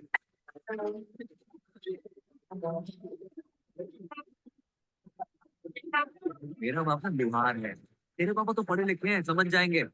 बोल दो तू मुझसे प्यार करता है। मैं गलत फहमी हुई है। पापा क्या गलत फहमी? देखो जब मैंने पहली बार देखा था ना मम्मी, तेरी बड़ी हो गई थी, पुतली आंखों की पुतलियां बड़ी हो गई थी। सुप्रीम कोर्ट जिन पत्रों पे बहस कर रही है ना, अपने आंगन में फूट रहे हैं। ये तुम्हारे कमरे में गंदी गंदी सीढ़ियां होती थी ना, अमन वही देखा करता था। उन सीढ़ियों में लड़कियां होती थी। सिर्फ लड़कियां होती थी? नहीं, लड़के भी होते थे उसमें, लड़के भी। बहुत बीमार। उस बीमारी का नाम है फोबिया। डॉल्बी बीमारी लगती है। और इस बीमारी का कोनो इलाज नहीं। मैं तुम्हारे लिए किसी को चुना है। लड़की है। तुझे क्या लगता है तेरे 7वें फेरे पर पिक्चर फ्रीज हो जाएगी? दी एंड, हैप्पी एंडिंग? ना बेटा, सुहागरात से तेरा रोडी शुरू होगा। कर पाएगा टास्क? बनेगा रोडी? बेटी की जिंदगी बर्बाद करें। सुनना जी, हमें पटरी पे धकेल के तुम मदर इंडिया बनना चाह रही हो? बनूंगी मैं मदर इंडिया, मैं माँ हूँ, माँ के पास दिल होता है। हाँ, बाप तो पेट में से चलते हैं।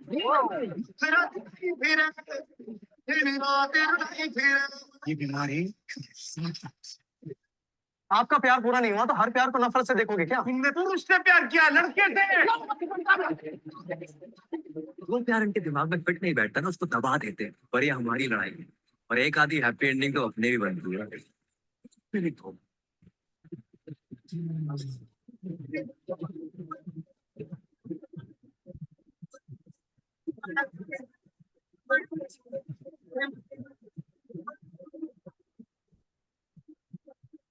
लड़ाई लड़नी पड़ती है जिंदगी में, पर जो लड़ाई परिवार के साथ होती है वो सारी लड़ाई में सबसे बड़ी और खतरनाक होता है।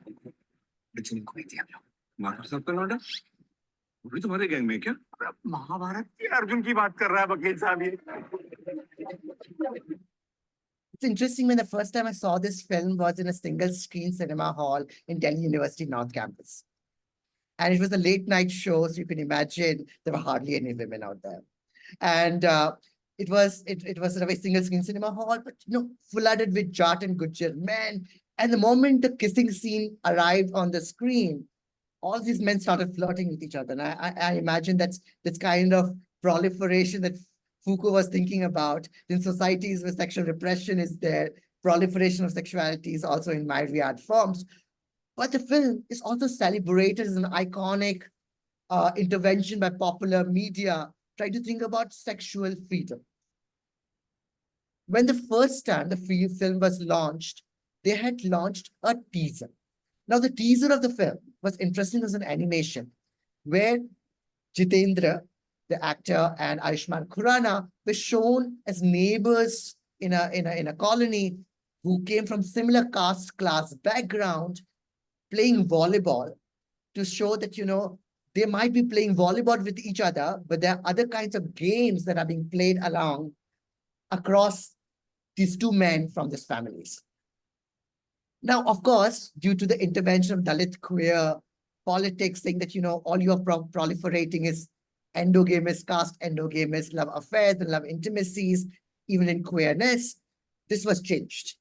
If you look at the entire film, it seems like a honest portrayal of two cis gay men falling in love with each other and the family accepting them. It's hardly about the love of these two gay men. It's more about the acceptance of queerness that comes by the upper caste family of one of the character who is an agricultural scientist. Of course, there's social comedy. To only mention of the background of Ayushmann Khurrana in the entire film is what is also in this trailer that I showed you right now, is when Ayushmann Khurrana says that tera baap to padha likha hai. Your father is educated. My father is a blacksmith. Mera baap to lohar hai. Wo to nahi samjhe. That my father, who's a blacksmith, will definitely not understand what queerness is, what queer possibilities are, what homosexuality is, but your father is educated. He's also Brahmin, clearly, in this film, will definitely understand. And the film is actually about queer acceptance that is located then in this particular moment in a caste class paradigm, while simultaneously locating homophobia to many of us who do not come from those stages, who can be queer, who cannot be queer, but where queer freedom lies, but also homophobia is. And I'm wondered to think about that, isn't it the same narrative for the Western NGO economy or the human rights economy tries to tell us that, West Asia is homophobic, South Asia is homophobic, Sub-Saharan Africa is homophobic, or PW Research Center saying, poorer people are homophobic, uneducated people are homophobic. Who are uneducated? Who are poorer people? Who can be queer? Who cannot be queer?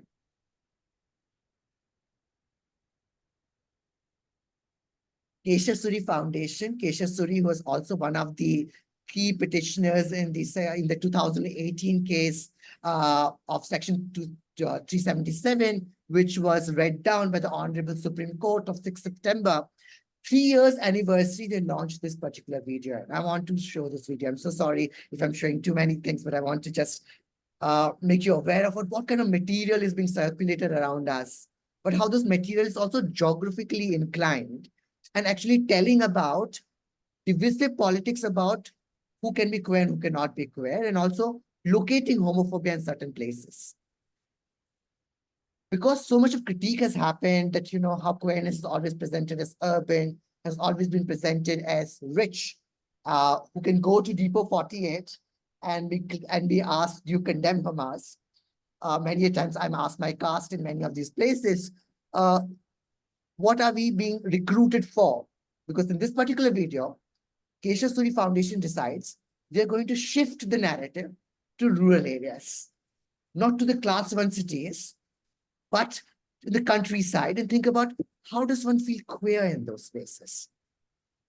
And it's a beautiful video, like the beautiful video of Saina Jetli when she thinks about what queer freedom looks like.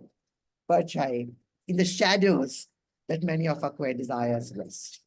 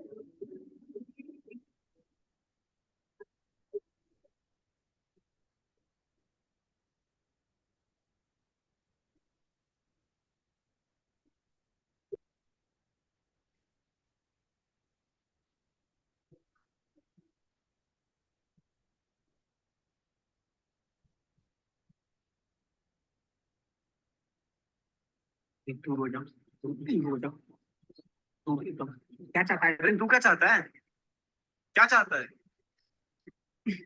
एक सुन आराम से बैठते हैं बात करते हैं बात करने चल बात कर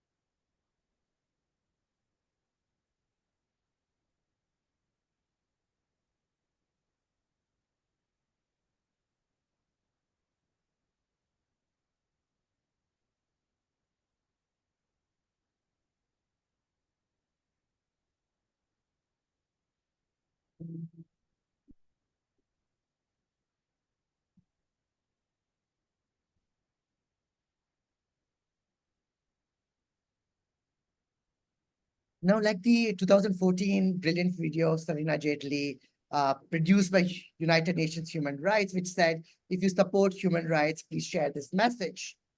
This is another video that's coming way later and much recent to us. Our 3 years anniversary of the 2018 verdict says, let's give forbidden love stories a happy ending. Hashtag Indian marriage equality. They've shifted the narrative. They shifted the narrative from an upwardly mobile, rich household which accepts queerness to thinking about queerness that can also exist in, say, villages, in small towns. But interestingly, while you have recruited and spoken about queer lives elsewhere, the final message is still about hashtag Indian marriage equality. And I want us to think for a brief moment if somebody who is living in a hostile environment in their villages, in the countryside, if they decide to leave the countryside, the villages, to come to the big city to think for freedom, will marriage be the first question that they will be thinking about? Or would it be about whether can I get rental accommodation that will be non-discriminatory? Whether can I get employment opportunities that can support me? Like for Keshav Suris and the likes, who probably have no other problem to resolve. But for many of us, we still struggle with poverty, of casteism, of class politics, of religious biases, Islamophobia. Probably that would be the last question. And I wondered to think about how queer lives from rural areas, from countrysides are then recruited and co-opted in order to create this meta-narrative that subscribes to the political vision of particularly few who benefit out of it. And not Grace Bano, who is struggling for horizontal reservations, but the people who are fighting in the Supreme Court saying we need marriage rights. Probably we need anti-discrimination law. That might affect us. If you look at this video, similar to the way in which Shubh Mangal Zada Savdhan showcases homophobia is in the mystery, the carpenter, which is also lower caste occupation, is the one who's going to mob lynch his son because he's fallen in love with a man. And the way in which camera tries to position in a voyeuristic way onto the poor man, and he's helplessly shown, I don't know what is happening around him. And that's what we are thinking about, that, continuously this churning of narrative produces a queer subject that simultaneously alienates many of us who are not on the right side of the history. When Badhai Do came, which was also about marriage of convenience, a film where Rajkumar Rao and Bhumi Padnekar are talking about, if society doesn't accept us, I am gay man, you're lesbian women, let's get married together. If you see the trailer, and it's interesting, it still situates itself into caste politics. It's about caste endogamy. There's a scene, and I'm not going to show the trailer here with the lack of time, where Rajkumar Rao talks about, tells Bhumi Padnekar, you know, I am Singh, you are Singh, we have the same caste. We can get married. Even when you're thinking about to overcome the biases of the society, how the limitations are still produced through the caste politics. Here on your screen is a Facebook secret group called Marriage of Convenience. In 2015, Harish Iyer came up with this beautiful advertisement. And of course, Harish Iyer is also part of this, this platform about, you know, looking for somebody, though Iyer preferred. And I don't want to think so much about this advertisement, but I want to think about this particular page on Facebook called Marriage of Convenience, where gay men are looking for lesbian women are looking for gay men, because of course, we can't fight the societal restrictions. We want to still overcome and think about a life which is possible for us. Go to the ways in which people advertise themselves. Hello, I'm 27-year-old girl from Madhya Pradesh, from Banya community, looking for a pure gay or asexual man for a lifelong relationship from same community or Jain community also. I'm going to compromise. I'm going to marry somebody who is queer, who is asexual, who is gay, in order to create a posturing image for the society to accept me. But one access that I'm not able to overcome is that of caste. And that's what I want to think about. That, you know, whatever you might find the Supreme Court, whatever you might mobilize people to rally behind you, the many of us would be left outside. Outside even the imaginations where you're trying to think about middle grounds, like what the film Badhai Do asked you to do. That many of us will not be of your same caste. Many of us, through this continuous production of a narrative, from Salina Jetli's video to Shumangal Zyada Savdhan to Keshasuri Foundation's video, will continue to tell us we are the homophobic ones. It's the poorer people who are homophobic. It's the uneducated people who are homophobic. And I want to tell, homophobia can happen anywhere. Rich people are equally homophobic as us. Probably they're more homophobic because they have private property to protect, inheritance to take care of. And yet the blame is always pointed out to us. And that needs to be undone in order to think about geographies of desires and geographies of sexuality. In Leicester, in England, when I met somebody on Grindr after multiple conversations to have sex, in middle of a hot, passionate making out session, this boy stops me to tell me this, that's on your screen. You know, I'm Brahmin. I'm at the top of the food chain. Though I don't believe in caste, I was born here. Casteism happens in India. This is happening in England. And want us to tell us her queer freedom is also casteist then. Because I'm a Brahmin, I'm at the top of the food chain. I'm the one who's entitled to what queerness is, what queer freedom will look like, because this is what is preferred when you think about sexuality. As Dalit, Bahujan, queer people will be fetishized, will be exoticized, but we are not the one which will root queerness and freedom and possibility. And I want to think about Ambedkar here, to think about what Ambedkar is thinking about possibilities in anti-casteness, in intercasteness, to think about what queerness should look like, if not through this. On your screen is the image of the Delhi queer bride. Here at the intersection of the Tolstoy Marg and Barakhamba Road, in this little turn near the Lalit Hotel, is where the bride starts every year. Here, you would see a lot of people with rainbow balloons, brilliant clothes like the one I'm wearing, glitter and glamour, all dressed up from their home. Next to it, this little triangle that you see on the screen is a public toilet. Gendered public toilet is often seen as filthy, smelly, foul, drenched with caste labor. Just before the bride starts, turns into something else. Somebody who could not come dressed from their home, must be living in a PG, has hidden a little black dress in the little plastic bag come with a mascara and eyeliner into this little rectangle. Somebody is pleating somebody's sari. Somebody's putting mascara in somebody's eyes. Somebody's dressing each other up. While we might think pride is assembled here, pride is happening here. Because pride is undoing the violence the society has put onto you. It's imagining a world of possibilities in places where you cannot imagine anything else. And thinking if queerness is this 2.5 kilometer walk from Barakhamba Road to Jantar Mantar where possibilities lies, queerness is actually here in this little public toilet. When the Pride March ends at the Jantar Mantar, thankfully now the opposition is much stronger given the new recent electoral results. You will be engaged with protests from across the country. Farmers protesting against farmer suicides. A Dalit mother fighting for the institutional murder of his son at a Hyderabad Central University. A mother of a Muslim student who has gone missing from a very fancy public university in Delhi. Or women fighting for their rights. All of us juxtaposed together.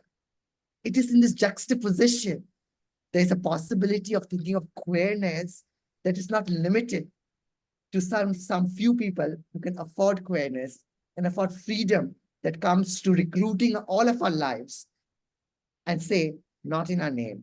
We are not the only homophobic ones to think about freedom.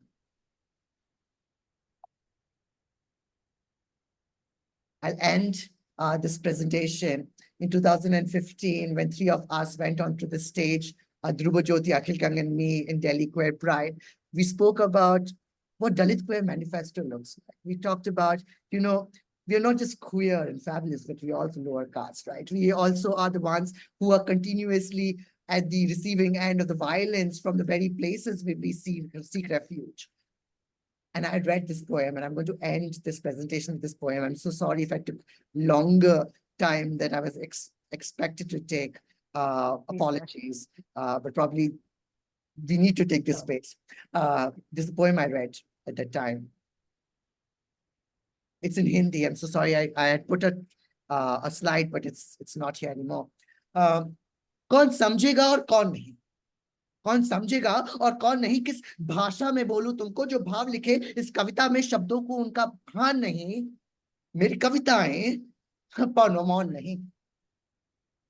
कौन समझेगा और कौन नहीं? किस भाषा में बोलूं तुमको जो भाव लिखे इस कविता में शब्दों को उनका भान नहीं. मेरी कविताएं पर मौन नहीं. कुछ अनसुलझे ही बेहतर है. कुछ अनसुलझे ही बेहतर है जो पोल में खोलूं शब्दों की. कब मुझको ये अधिकार मिला कि भाषा बोलूं शब्दों की. हर शख्स यहाँ पर कवि श्रेष्ठ. हर शख्स यहाँ पर कवि श्रेष्ठ. हर शब्द ये बोले कविता है कि कौन हूं मैं जो बोलूं कुछ कि किसने बोला कौन नहीं. मेरी कविताएं पर मौन नहीं. सत्ता के शीश पर बैठे तुम. सत्ता के शीश पर बैठे तुम. चाहे जितनी हुंकार भरो अपनी फौजों के हाथों में. चाहे जितने हथियार धरो. मैं मर जाऊंगा शायद पर.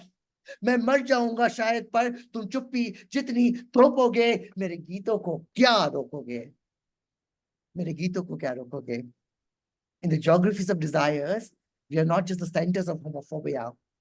We are where the freedom starts from. We are the possibilities that queerness that should think through if it wants to actually undo queerphobia. Thank you so much. Thank you, Dhirenji. A wholehearted thank you to you for walking us through many of your stories. It definitely warmed our hearts. It is a very, I must say, a thought-provoking discussion lies ahead of us, I think. And ma'am, would you like to share something on that? Yeah, I am also spellbound, and the way you have brought to the fore multiple marginalities, and also ending with the optimistic note of vision of solidarities, that is among the different marginalized groups. I think that is very reassuring, and that's what I think we are sailing in the same boat, brother. Yeah. So John, yeah, it was the Paul Robson had said, no. So I think I got the same feeling. extremely reassuring, and it gives such a vision of a bright future because of the collective endeavor that we all would make. Thank you. We can, I think, take questions from the audience now. So anybody who has a question, wants to share something, discuss something with Dhiren, please unmute yourself, ask. You can raise a hand, put it on the Q&A box, chat box. It's all yours. Please go ahead.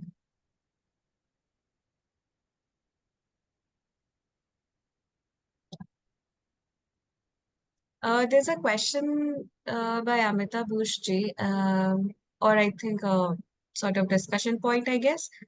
She's written all other conditions can be clinically tested, but queerness can't. So it's likely that it's someone's influence or a pressure.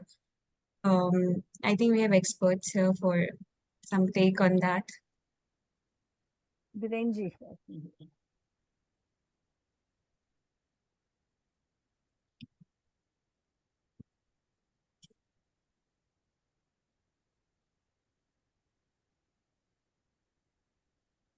It's interesting because we are still thinking about queerness or even desires in a very medical language. And I want to also stop ourselves from going into that medical vocabulary of scientific, biological essentialism. You know, this is a disease, this is not a disease. We have come very far away from it, right? That's something we were struggling with, of course, during the HIV/AIDS pandemic era, to also thinking about the entire history where queerness was still seen as a mental disorder.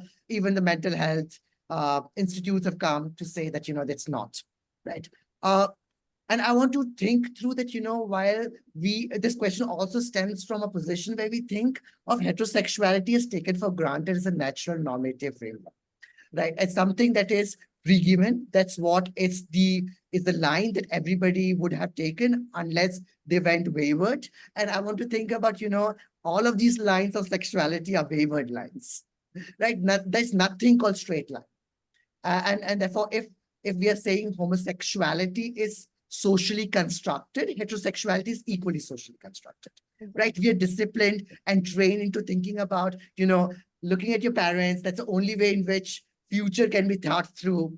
That's where companionship can be understood through his mother and father, children, this kind of, and that's kind of social legitimacy, religious legitimacy, medical legitimacy, that kind of heterosexuality has ascertained for itself, has given this kind of a normative upper hand over many of us. And I want to think about neither heterosexuality can be clinically proven as the norm, nor can homosexuality be proven clinically. And I'm thinking about sexuality should be liberatory in terms of the infinite pluriversal possibilities that we can all engage in, right? Sexuality, sexualness, right? Right. And therefore, I always feel when people say, you know, did you come out of your closet? Have you come out to your parents? And I say, no, my mother and father are illiterate. I'm a first generation learner. They don't understand the language of what is gay, what is lesbian. I can't go and tell them that, you know, I'm gay and I expect that they will understand. Right. To also say that, you know, probably for us, it's not just sexuality as an identity framework that, you know, I am defined by who I fuck, but rather thinking about sexualness, that of the very possibility of that we all are sexual. So therefore, a white tourist will see two men holding hands on the streets in India and see that, you know, these two men are just friends, are non-romantic. It's also erasing a possibility of queerness that might be there underlying. You do not know what they're doing in the late in the night, right? And I want to think about, let's not fall prey to a kind of understanding of queerness and legitimization of queerness that is situated elsewhere, which simultaneously says that we cannot have it, right? And simultaneously says that, you know, we can only have it if we can prove ourselves on the terms of their understanding of what queerness is, right? So, and I'm thinking about queerness is many multifaceted. Those queer women whose dead bodies you find in Kerala in 90s, who were holding their hands and committing suicides, did not need the definition. When Maya Sharma wrote that brilliant book on loving women, I'm sure many of the people in the audience must have read it, Loving Women, Stories of Lesbian Love in Unprivileged India. many of these queer stories that Maya Sharma is narrating, they say, you know, we are very apprehensive of using the word lesbian in our lives. It's not our word. It's a word that originated somewhere else. It comes with its own baggage. Now, by calling and claiming ourselves this term is also to claiming that baggage. All right. And therefore, I'm thinking about let's undo ourselves from the baggage to think about the many ways of the ways in which one can be sexual, one can be free, rather than being predetermined with this medical language of whether you are medically uncertain, medically impossible, or not. And I think, you know, if homosexuals are medically problematic, then heterosexuals are equally, because both of us are socially constructed in some forms or another. So let's not get into this clinical vocabulary, because that will take us like 3 decades back and undo the kind of progress that we have done so far in terms of queer politics. Sorry if I've spoken too much. No, you were brilliant. Yeah, to the point, very much sharp. Now there is second question. Yeah, yes, ma'am. And also, I think I saw Gohar ji's hand raised. So Gohar ji, if you still want to go ahead, please do. Yeah, I just want to, I am so much impressed actually, to be very honest, with such a wonderful presentation that is being done by Dhiren. And it's it's a pleasure to listen to you and to actually see that, you know, you've gone beyond the normal ways of defining the issue. You've done it so very well, and it's a multifaceted issue that you've addressed in such a beautiful manner. You're a very good speaker, and I'm so happy that South Asia has voices like yours. So please keep doing the good work, and I am a big fan of you now. Thank you. Anybody else also, if you want to ask something, discuss, share, the floor is open for all. There was a question, but it's from an anonymous attendee. Generally, we don't encourage anonymous attendee. This is a non-threatening environment. Your information is not going to be misused. Okay, so you can come out and share with all trust for all the participants. But still, okay, you have decided not to. But I believe, like, you know, a lot of us cannot afford visibility politics, right? You know, and I also think about the way in which we came to the cities. We thought cities will make us anonymous, that our families will not know what our desires are, and therefore they will not have control on our lives. And I feel there should be room for all kinds of questions, and even if and the most negative questions, the worst questions, the best questions we need, because those are the walls that we need to break in order to think through, and not just, you know, one having an upper hand in terms of knowing. Nobody is all knowing here. We're all learning, and we're all learning through engaging with each other. So if the question is substance, if I know, it is a substance, yes. at least we can have some room for the question. Yeah. So just read it, Priyanka. Sure, ma'am. So they have asked that, do you think that you can live in India as a married person? Don't you think we need queer politicians who may help your cause?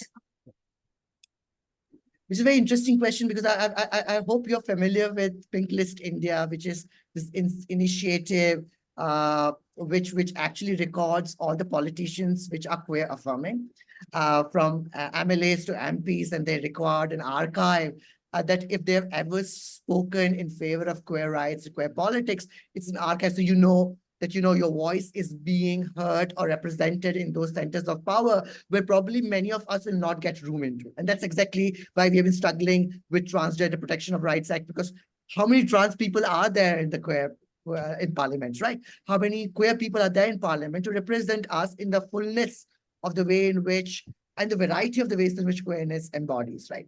And therefore, probably to know that there are some people who are representing you in some language, and that there's a possibility that you can engage with these people could be a way forward. And I think that possibility, or a window at least, should be let open. And I think it's a brilliant question to think about: who are the ones who are representing us?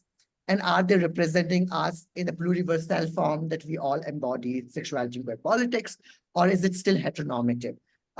Because I feel, in Indian context at least, that a lot of us do not have a choice sometimes that, you can live full-fledged, wholesome, queer life, and it doesn't matter. Many of us are married. Many of us are heterosexually married. Many of us also have children, right? I'm not going to deny people the rights of queerness just because they had to succumb to heteronormativity because it had larger legitimacy in the society, right? And I want to think about that all of those voices should come also to think about critically engaging with what queerness should look like. Not the only one who can walk in the pride in fabulous, vibrant rainbow colors, right? Because queerness is for all of us. And therefore, let's think about queer politics in all of these multiple axes of debate to think about people who are married, but also want to go to deeper, want to go to a gay party, but have a wife and children, women like Film Fire that triggered the first protest where lesbians actually went and outspoke themselves in the India and said, I am Indian and lesbian in CP out the Regal Cinema. It sounds a powerful anecdote, right? And we want to think about, many people do not have a choice not to get married. Let's not say it's just homophobia, but it's the way in which people are struggling to the way in which understanding their own sexual desires. Also thinking about what future course of action could be a possibility. Right. So let's think about politicians, married people, all of these people coming together and thinking about a party where we all can celebrate queerness and say, I'm not going to judge you because you did this, which I think it's wrong. And think about, you can be queer, I can be queer, we can be queer in queer ways. And it does not need to be one standardized way like heterosexuals are prescribed us. Right कि आपकी cast में आपको शादी करनी पड़ेगी, आपके religion में आपको शादी करनी पड़ेगी, आपकी उम्र के हिसाब से आपको शादी करनी पड़ेगी. All of that is already being so stringent and linear. Queerness should be liberating and escaping out of these frameworks rather than curtailing us. I feel. I'm sorry if I've spoken out of my sense. There's another question. It's from Priyanka Boraji, and she's asking, I want to know more from you regarding queer desires and fantasies and the representation of it in different mediums.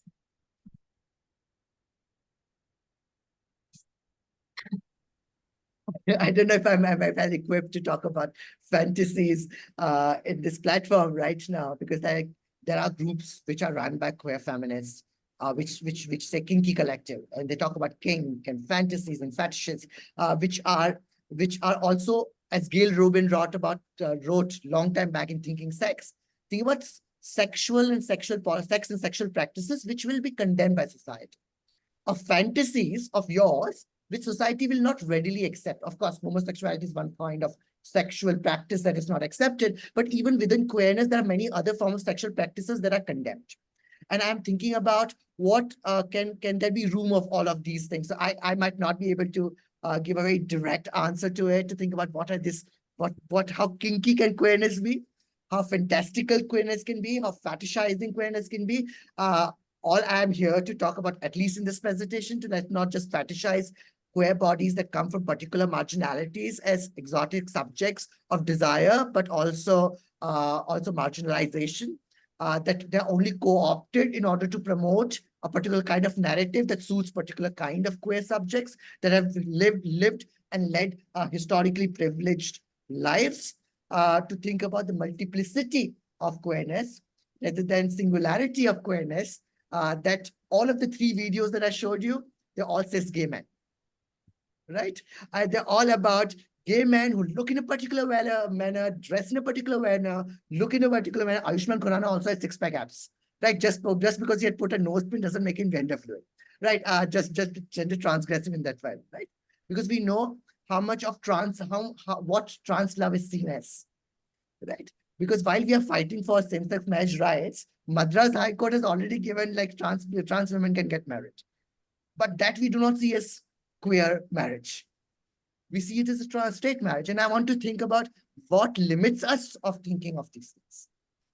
What is limiting us to think about desire in this magnificent queer forms rather than singular forms that is easily compatible, co-optable, palatable to the larger audience, with society, with religion, with family, be it law, and all of these social institutions that come to govern our sexual desires and sexualities. So let's have all the fantasies there. Thank you, Dhirenji. Priyanka ji, I hope that answers your question. And we have Harish ji with us in this session now. With that, Dhirenji, thank you so much for being with us here today. It was a delight to have you, and we are so expecting you to see in further events as well. Thank you so much. Thank you, Dhirenji. Yeah. And thank you, Harish. All the best. Thank you so much. Thank Thank Such a pleasure to listen to you. I know. Thank you. With that, I introduced our next speaker, Harish ji. Harish Iyer ji is the head DENI Axis Bank, Equal Rights Activist, Core Advisor Committee, LGBT Issues, NHRC. Harish ji will be guiding us through the topic of embracing equality, advancing LGBTQIA plus rights in professional landscape. We are delighted to have you with us, sir. Please do continue. Thank you. Thank you so much. See, when I was thinking of navigating the corporate landscape, and I'll rather keep this to personal narratives rather than getting to which corporate did what, but it's also about certain corporates which we need to mention. I'm actually at the Lalit right now, and as I came in over here, I was greeted by these books. Okay. Right. So, so right from what corporates do in a very, very quiet kind of way, to what corporates do in a very, very public. Like if you go to Godrej, you will see the pride flag running over there. Okay, you'll see it being hoisted. You'll see, you'd see people. You'll see right from Nisa Godrej to here. You'd see Keshav Suri, all of them speaking about it as if it was. I mean, taking that as a mission for the entire organization, for the entire brand. And then you would see some other organizations which would not be, there's this quiet acceptance in those organizations where they would speak about LGBTQ lives, but in whispers, right? Or they would speak about LGBTQ people during the Pride Month because they suddenly find a window to do something about LGBT issues. And then you'll find the third category, which would say that, oh, if I don't do anything during Pride Month, then I'm going to be seen as non-inclusive, right? So that's the third category. So they would come up with, they would co-opt on a lot of issues, but not do anything for the rest 11 months. So you have all different kinds of corporate houses which would behave in a different way. Like I work with Access, and over here we would you not see the rainbow changing, our logo changing to rainbow possibly, but when we have discussions in the management side, you'd suddenly see a flavor where they would take a stand of not rolling back. Now, is that enough? It's not enough. Okay, none of what any corporate is doing, including the progressive ones, it's not enough. And the reason why they're continuing to do that is because corporates are going to be judged by what they do continuously, by the consistency. They're going to be judged by their intentionality and their consistency. Okay, so are you making LGBTQI plus lives the flavor of the season? Or are you making it a part of your corporate culture that you include people? Now, when we speak about corporate cultures, I think it's also important for us to see that these cultures don't exist in isolation. Okay, corporates borrow people from the same society and have customers in the same society. That LGBTQI plus people exist. That is a sizable population of LGBTQI plus people, but also a sizable population of sexuality and gender deniers and homophobes and casteist and misogynist people. So you get all kinds of people. So if you look at corporates, you need to, most of us would think of corporates. I have seen people who have been unhappy with organizations which are very progressive as well. Okay. And I've seen people who have been the happiest in organizations which have no policy at all. So the truth of the matter is your fundamental unit. Like if your fundamental unit in your life outside work is your family, okay. Inside work, your fundamental unit is your team, your immediate team. So who do you report to and who reports to you? If you find that these people, okay, you could be the most progressive organization, okay, but if your manager, okay, doesn't use the right pronoun, regardless of what is there in the policy, you might have the sexiest of policies per se, but if your manager doesn't use the right pronoun in an event, or always starts the event with ladies and gentlemen, and if that is something that irks you, you will feel irked. You will consider that organization non-inclusive. So finally, it all boils down to what that one person who happens to be your manager, how does that person treat you, and how does the head of the organization treat you? How is the public address in the organization? So everything, regardless of how beautiful your policies may be, okay, finally it boils down to that. So one needs to also acknowledge that corporate spaces are also dominated by upper caste. I am an upper caste. I was born in a Hindu Brahmin family. Okay, I can remove my surname tomorrow. I tried doing that as an experiment for a few months in LinkedIn and all other places, but then I was then I thought of the idea that who am I trying to lie? Am I trying to deny the fact that I'm that I'm born, that there are certain experiences that I'm born to privilege, that certain experiences have not been my experiences, right? So it's important. I personally thought my journey was such that I thought it was important to be who you are and still create space for other people. But that said, it also is important to be cognizant of the fact that this is dominated by gay men and upper caste people. So if you look at Parmesh Sahni, you look at Keshav Suri, you look at me, most of us come from some amount of this thing, and we need to be cognizant of that. I mean, and constantly, how do you know that? Does that mean that tomorrow I'm going to resign and suddenly say that no, I don't want these? I don't want to be the DI head of the organization. Probably not. Or am I going to stop looking for opportunities if tomorrow this doesn't work out? I will be looking for opportunities. It's a competitive field. But in every decision that you make, are you looking at people in the room? That becomes incredibly important. And all of these are interlinked, whether you speak about LGBT issues or you speak about women in general. Most of our policies in organizations do not stand even for women, because many a times, okay, I'll give you my own example since it's a closed room over here. When I joined Axis Bank, and there were a lot of these policies that were there, when I looked at policies, there were a lot of policies that I saw that had, when you're referring to the customer or the employee, you had the word he mentioned. Okay.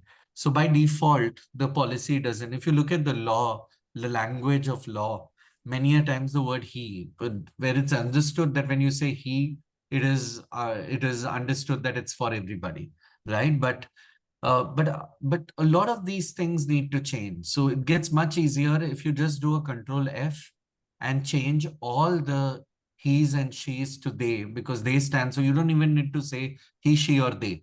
Okay, you just need to say they. That stands for he and she as well, right? So some of these very basic things So right from the first thing that corporates need to do to be inclusive is their policy infrastructure. Okay, policy infrastructure. How do you build policy infrastructure?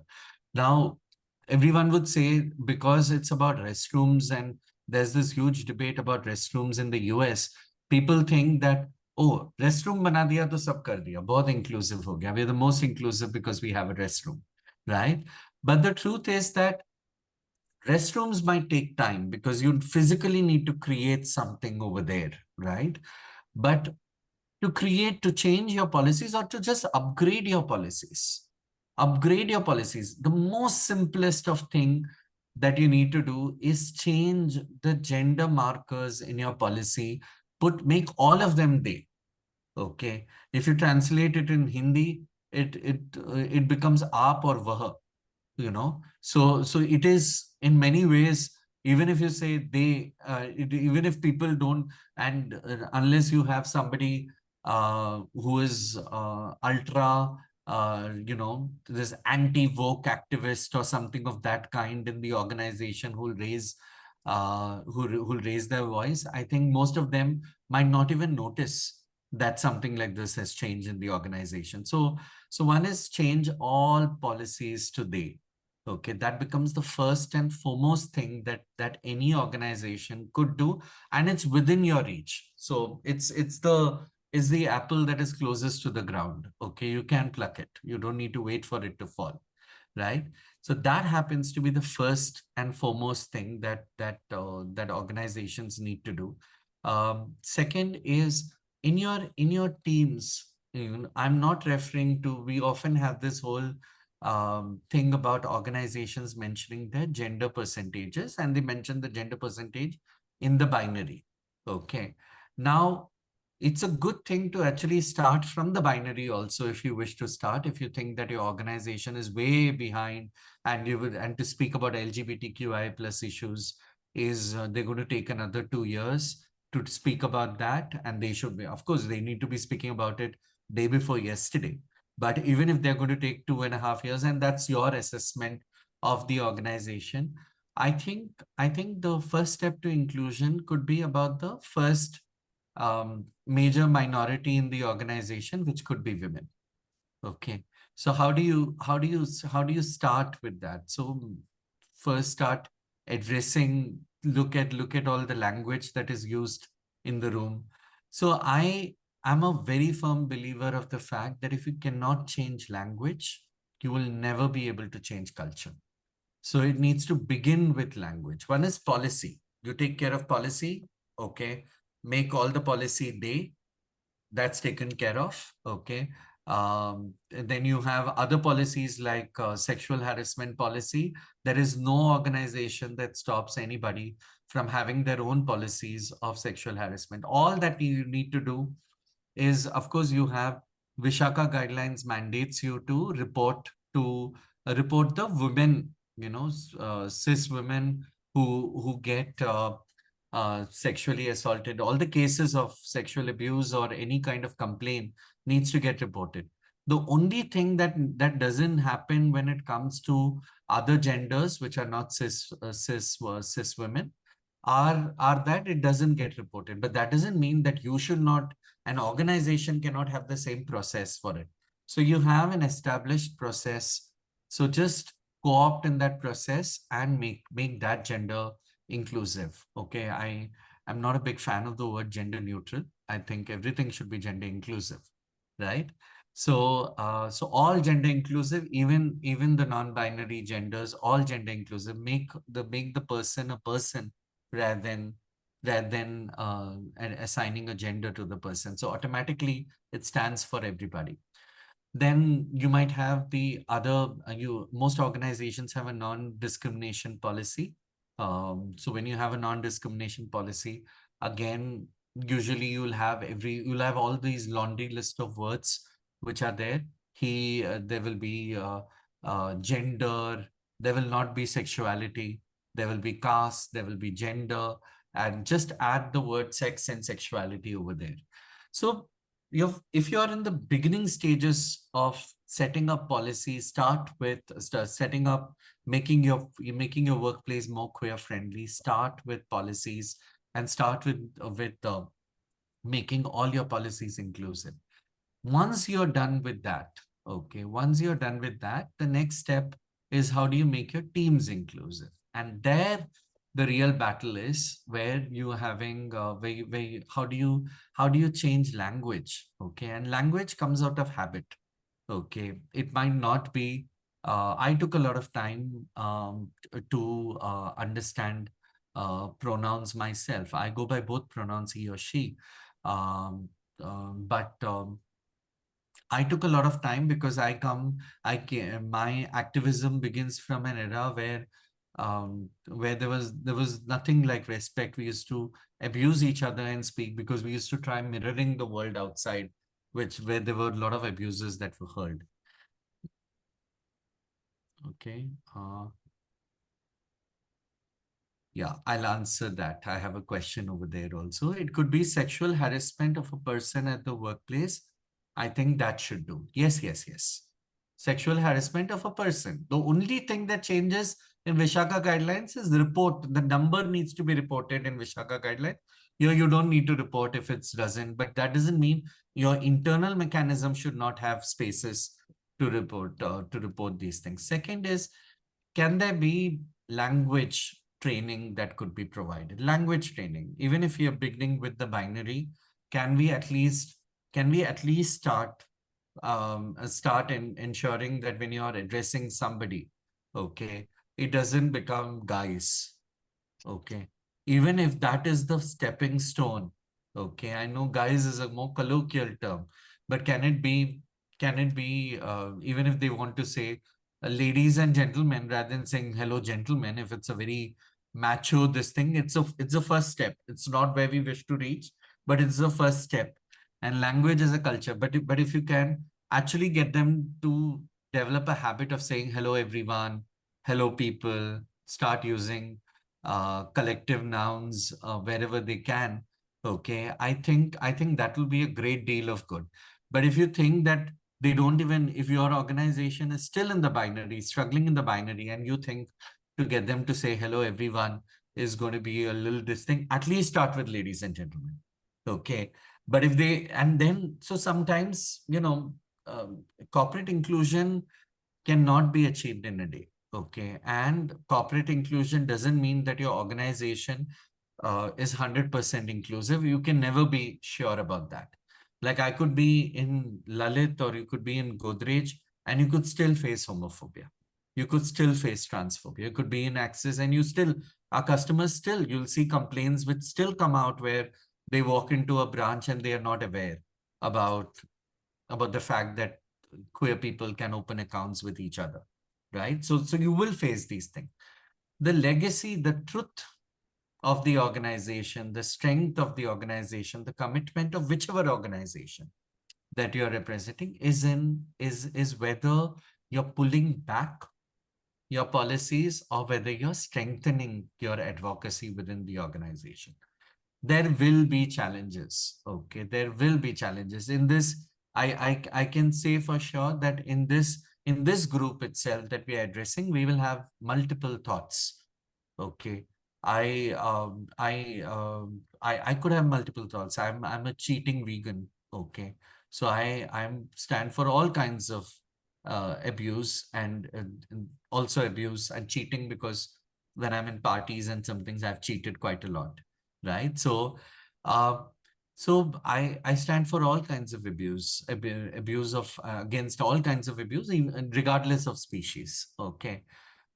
So if there is somebody who is a staunch non-vegetarian, I will never agree with their person's choice of food, okay? But that doesn't really mean that I'll make it a bone of contention in every discussion that I have. I can very well, I could have friends who are vegetarian. I could have, and this didn't come because of my caste. I used to be a staunch non-vegetarian. I turned vegetarian because of my love for animals. But I could have a point of disagreement. So homogeneity, even in this group, is not good. So sometimes to have a difference of opinion and to express it openly is what we would be there. So sometimes people, even within corporate houses, think that when they are having 10 gays and 20 lesbians and 15 transgender people in the organization and some 100 non-binary people in the organization, this is one homogeneous lot where each one of them would think the same way. They all will be, anti-establishment, anti-party, and stuff like that. But no, we have seen people, I mean, even within the LGBT community, there is a lot of diversity. This is a fact that corporate India has not opened up to, right? So the other day, one of my colleagues was very surprised when she saw that there was somebody who was supporting X party and was very upset that X party didn't garner as many votes to be the single largest party in the organization. So, but he happens to be queer. What? I said, yeah, because we are not a monolith. We are in different shapes and sizes and different beliefs also, right? So there could be, so the idea that we are not a homogeneous bunch of people is again something that that corporate India is not open to, not aware of. And most corporate people, most of corporate India doesn't know that that there could be transgender people who could be very well educated and who are so I was appalled when I joined the corporate space and when I started speaking to some people and they said कि हम लोग ये jobs हम लोग रखते हैं, we'll keep all these jobs like security guards and other jobs, we'll keep it registered for LGBT people. So I looked at them and I asked them कि why only those jobs? And they said कि no, we want to give them a good they should be earning a good salary and we want to change their lives. So the first thing to avoid is any kind of this is we are not your Shivratri ka vrat or your Lent ka vrat or your Jumme ka vrat. Okay, so no one needs your good deed of the day. And the fact that corporates still, and many corporates think that they could stereotype us into the lowest ranking jobs in the organization. The lowest, सबसे lowest rank में सबसे ज़्यादा low. The fact that queer people, okay, first of all, they don't know the difference between intersex and trans. All this तो बहुत दूर की बात है. But queer people and trans people, the fact that they could always choose an organization which can have the audacity to believe that queer people could be there in all ranks and in all walks of life, right? So I think these become the most important factors for us, starting with policy, coming to language, okay, and if there is a stepwise process to ensuring that people get educated in that stepwise process in whatever way, and not rolling back. We didn't come out of the closet to go back into it. So regardless of what really happens, you'll see a lot of trolls because we are not the target audience most of the times. So many of us will not be privy to that, but we see a lot of trolls. I'm privy to the Axis Bank Twitter and Instagram and page. So every time we put out something, there will be a lot of trolls which will come over there, and some of them with hell a lot of followers as well. Okay, so we get those flagged off messages that come. So what the organization does in times of adversity becomes very, very, very important. So you'll never get it right. Despite doing everything, you can keep calling out, any of these big organizations and you can keep calling them out. But the truth is that it is not that things went wrong in that organization that should hold true, but what they did after that should hold true. The best of organizations, you could face homophobia or transphobia or queerphobia. Okay, so it, as I said, it all boils down to the team. And how do you energize every team? Okay, anyone who has anyone reporting to them, how do you energize them? How do you sensitize them so that they could become better? What your organization is. Otherwise, you can change as many rainbows you want. You can keep it all 365 days of the year. But unless and until your manager treats you well, and and there is sensitization, whether there's even when people get to an up the grade where you can become a people manager, there needs to be some do's and don'ts for a people manager that needs to be described in the organization. And unless and until that happens, Zainab Patel, Harish, Iyer, Parmesh Sani, Keshav, Suri, it doesn't matter, because what really happens is many organizations will have these star people on whom you will base your entire corporate culture. But the truth is, what you're doing down below, okay, is what matters the most. Okay, and until organizations invest at every level, I think the organization hasn't done enough. And I can be quite candid and say that I'm not done enough. I think there's so much that all of us need to do to ensure that queer people are there in every level of the organization, to the extent that I love to see a queer CEO in India. There is one, Zainab Patel is one in many ways, but more than her.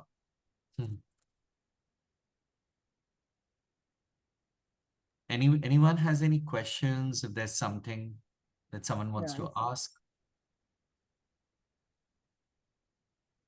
Thank you so much, Harish ji. Ma'am, can we have your comments first? And in the meanwhile, the participants can put their questions in the chat box, Q&A, raise hand, unmute. Everything is open.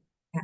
No, I think it's very important that we are going beyond identity politics, because now we are really dealing with the hardcore material reality. And Harish ji has really given the pathway to create the systems and structures which are inclusive.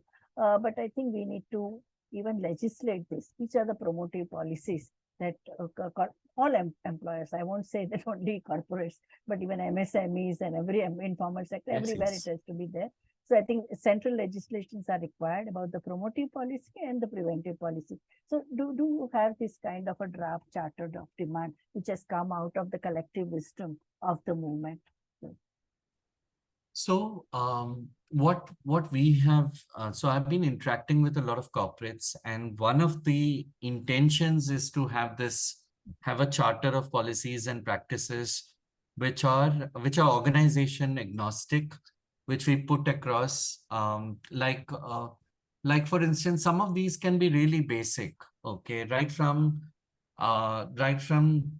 training materials about gender and sexuality and sex given to people as a part of the promotion policy. So whenever you get promoted to another level and you become a people manager, can there be this requisite which is there? And from a government perspective, we definitely need an anti-discrimination policy, which should be a requisite in every organization, and it should mention sex, gender, and sexuality. So one of the things that I'm fighting for, I'm actually gathering more material so that we could try the parliament route.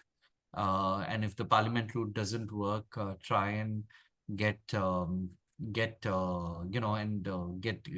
the legal route, because that has been our refuge most of the time. But for us to try the legal route, we need to try the parliamentary route. And now that after this election, I think that we could possibly find some rays of hope, and we could try pushing it through the parliament as well. So I will be trying to introduce, and I've had several consultations with other organizations, other corporates, MSMEs, NGOs, and several organizations who have gathered and who have shared what exactly, and everything boils down to the very basics of what should be the punishment if there is some kind of this thing, and there should be some penalty.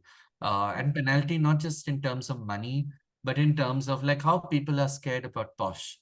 Okay, people are incredibly scared about about any kind of misconduct because of posh. I mean, to many a times that people are behaving incredibly. I've seen male members, cis male members coming and maintaining this safe distance even when women come to hug them, right? So I think some kind of phobia over there where you kind of put in some policies in place where there is also, so that's something, because I wear the dual hat of being an activist and I've petitioned the courts 3 times now. So I think that's something that I'm looking forward to. But it's a long battle. And But has this thing entered into the service books and the gazette of the organization? Are there some examples of best practices where all queer inclusiveness? So Godrej has a queer inclusive policy. Okay, like there's sexual harassment policy there. Right at a time when it was not, even before the Nalsa judgment, I remember Godrej having these consultations, Nisa Godrej at the helm of things, and they have this trans inclusion manifesto, which is put out in the public domain. So again, that was born out of several consultations. And when an organization, when a corporate or whichever organization takes that, puts its weight around something like this, I think it has a different this thing. So it has got prescriptive measures that every organization needs to take in order to make it more inclusive. But it doesn't have measures when it comes to what should be the punishment, what should be, and that's the route that we need to take. And this should be with regards, I mean, the punishment should be as strict as losing your license, okay, to practice. I mean, unless and until it's something as big as that, otherwise people will say, okay, what is big for an organization? I mean, let's just for an organization which makes multiple crores in a month, for them to siphon off 50,000 or 2-3 lakhs is a very small amount, right? Correct. So Yeah. I think it's important that that something so strict that they could lose their license is brought into play. I wish, I mean, I was just reading an article that transgender people are going to be there in Modi's third term inauguration. I think a more progressive step would be if this policy comes into play and transgender people don't get discriminated at workplaces, which would be Sabka Saath, Sabka Vikas for sure. Okay, I think policy infrastructure is there. Godrej is one. As an Indian company, I'm saying, of course, the American company, the Goldman Sachs, the IBMs of the world have always had that. They have had a copy paste of what happens over there. They've same America mein jo policy hai, uska copy paste, they have it over here. In India, there is of course, Access has to do much more before I put myself anywhere close to Godrej. But Access is in the journey. There are 4-5 other organizations. There's something called Lilac Insights, a very small organization, an MSME, which does fantastic work in terms of making its policies, practices, everything inclusive, and also having measures for people who treat people discriminatory. And it's most of these policies exist. You just have to enforce these policies and include word like sex and gender. Axis Bank also has a human rights policy. The reason I'm speaking about that, it's available in the public domain. If you just write Human Rights Axis Bank, I can't share it over here because all these companies, I'll get caught in one of those, but it's there in the social domain. Yeah. So anyone else can share if you can get the drift. So there is human rights policy. There is also a charter called Come As You Are Charter, which exists for the LGBTQ people in the organization and outside. There is also a DEI policy, a draft of which is there. So if any of the organizations, any of your organization, big or small, wishes to have a draft of it, It's there in the public domain. Of course, don't do a copy paste, change a lot of language so that it doesn't look like a copy paste.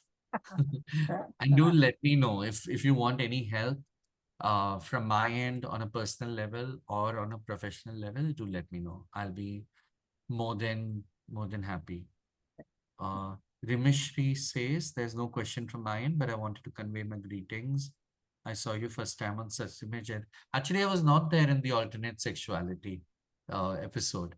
I was there in the child sex abuse episode. I'm a survivor, but I was associated with the alternate sexuality, all the case studies. I was in touch with Amir and team to put that thing together, but I wasn't there on screen.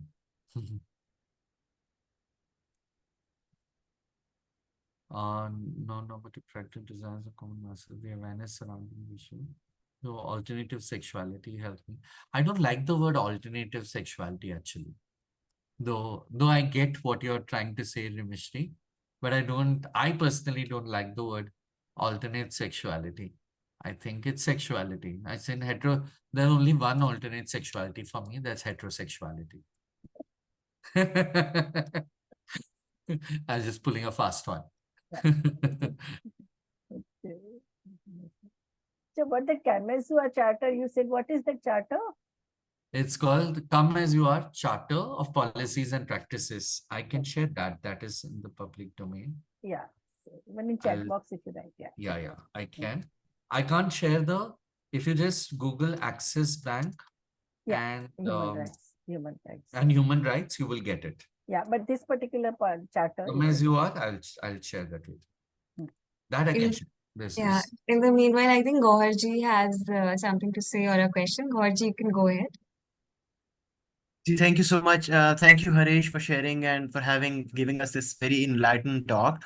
I just wanted to ask if you could think of any good examples from India, from the corporate sector or from the social sector, of organizations that you believe are actually truly focusing and adhering to all the, to the principles, to the basic things you've mentioned.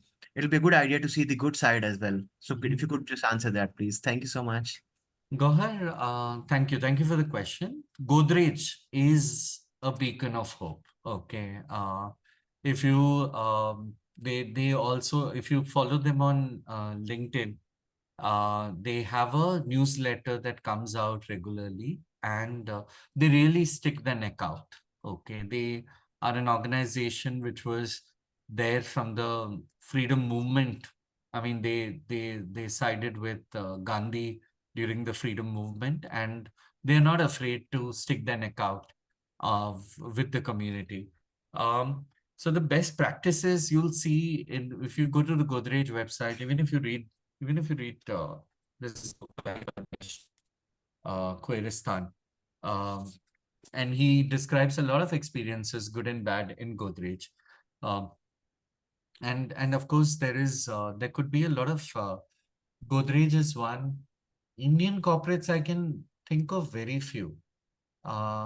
Axis has some policies which I've put over here, and which are listed here. But apart from that, there is an organization called Lilac. I told about Lilac Insights, which is a very good organization. The Lalit Suri group, Lalit Suri Hospitality Group. I'll tell you why the Lalit Suri Hospitality Group. This is their access card. Okay. And this is the access card even when it's not the month of June. Okay.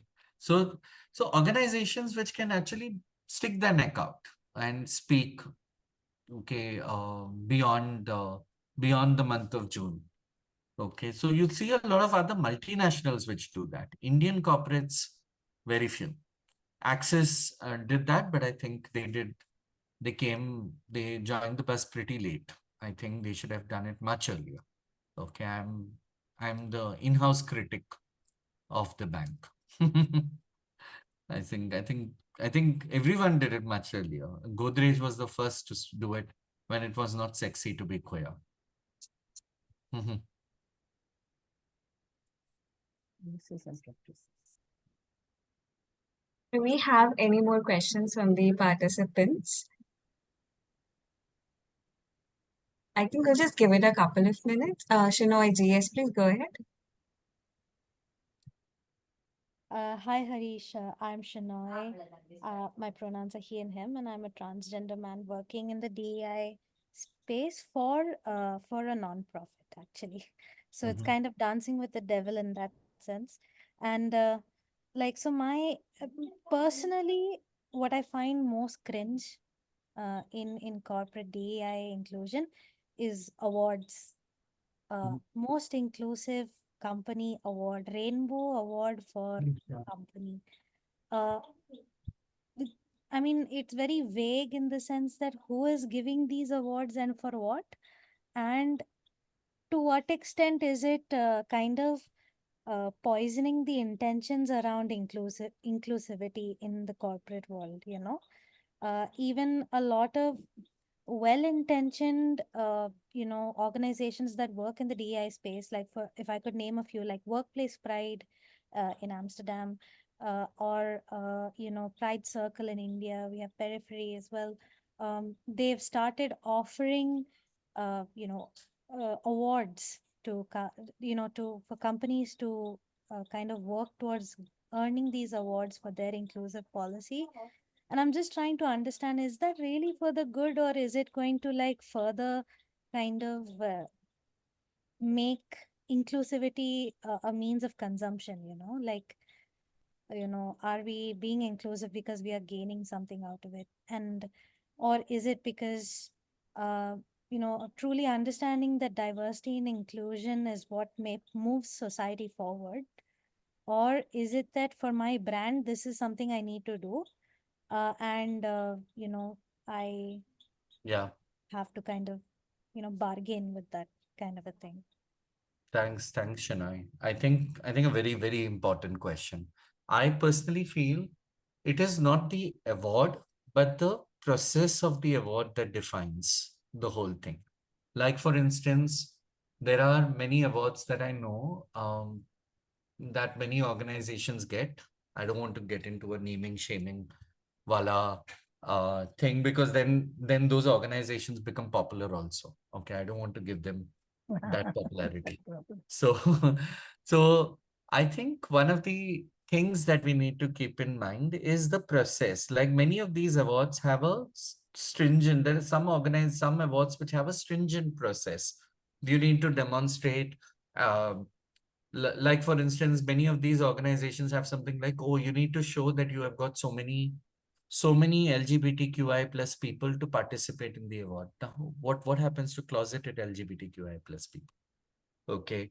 Or you need to have these, people, most organizations say, oh, you need to have these policies, so it becomes very good. Or you need to do some hiring of LGBTQ people, so it becomes, so you qualify as a good this thing. So I think more than the awards, okay, I should say that I did participate in a couple of awards for my organization, and I completely resonate with you that much of these could be a sham, a real sham. It also depends on, because we are speaking from a very capitalistic point of view, it also depends on which organization is giving a lot of money to this. So you have this playing favorites thing also that happens. So I think, see, I'll not give a blanket statement saying that all awards are bad. Sometimes a little bit of recognition, a little bit of respect might go a long way, but it's the process of these awards, the way that these awards are designed. If it's not only metricized, most of the awards are even metricized, like you need to have this much number or this much percentage, then it's considered an inclusive organization. You need to have these four. If this was really based on hardcore research, where they actually went out They did a random sampling of people, they interviewed people, and then they awarded someone, because that means that it involves a great deal of hard work to do things like that. If you're just giving an award to somebody, sometimes I remember there was this one time where somebody called me to speak at their forum, and when I said that no, I think that I'm going to be a little busy around that time, because I was going to a college any day, corporate engagement in a college which invites me to speak, I will prioritize the college. So I said, no, I'm going to this college, so I can't come over there. Their next thing was, don't worry, we'll give you an award also. Why don't you come? So I said, is that in lieu of paying me money that you're giving me an award? Paternalistic. So it does happen, and I think intentionality and the process of getting should actually define whether that award is valid or not. So if whichever, I think whichever, whether it's any of the organizations that we know, Pride Circle, Periphery, anyone whom we know, or things, organizations that we don't know, Great Places to Work or anything. If there is a foolproof process of gauging, then I think it is good, but that definitely means a lot of hard work. And because how do you measure things that can't be measured in numbers? It is through surveys, through dipstick surveys, conversations, surprise Qualitative. visits that you need to do that. Yeah. Sorry. Thank you so much. Yeah, and I think another one we have. Yeah, they Singh, do you hear some noise for change from among the people being discriminated against and working in the public sectors? Of course. Well, Of course, a lot of queries. I know of this person who identifies as this gay man who worked in a place in Maharashtra in the public sector, was treated very badly, and has filed a case um, against his employer. So there are these cases which are there, but there are also a lot of cases of hope, and in this sea of despair, there are a lot of cases of hope and positive cases as well. I know of I can tell you the railways in Bombay.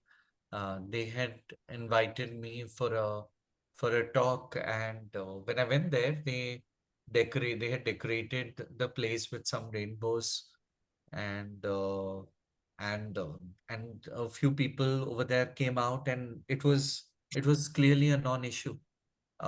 It wasn't celebrated.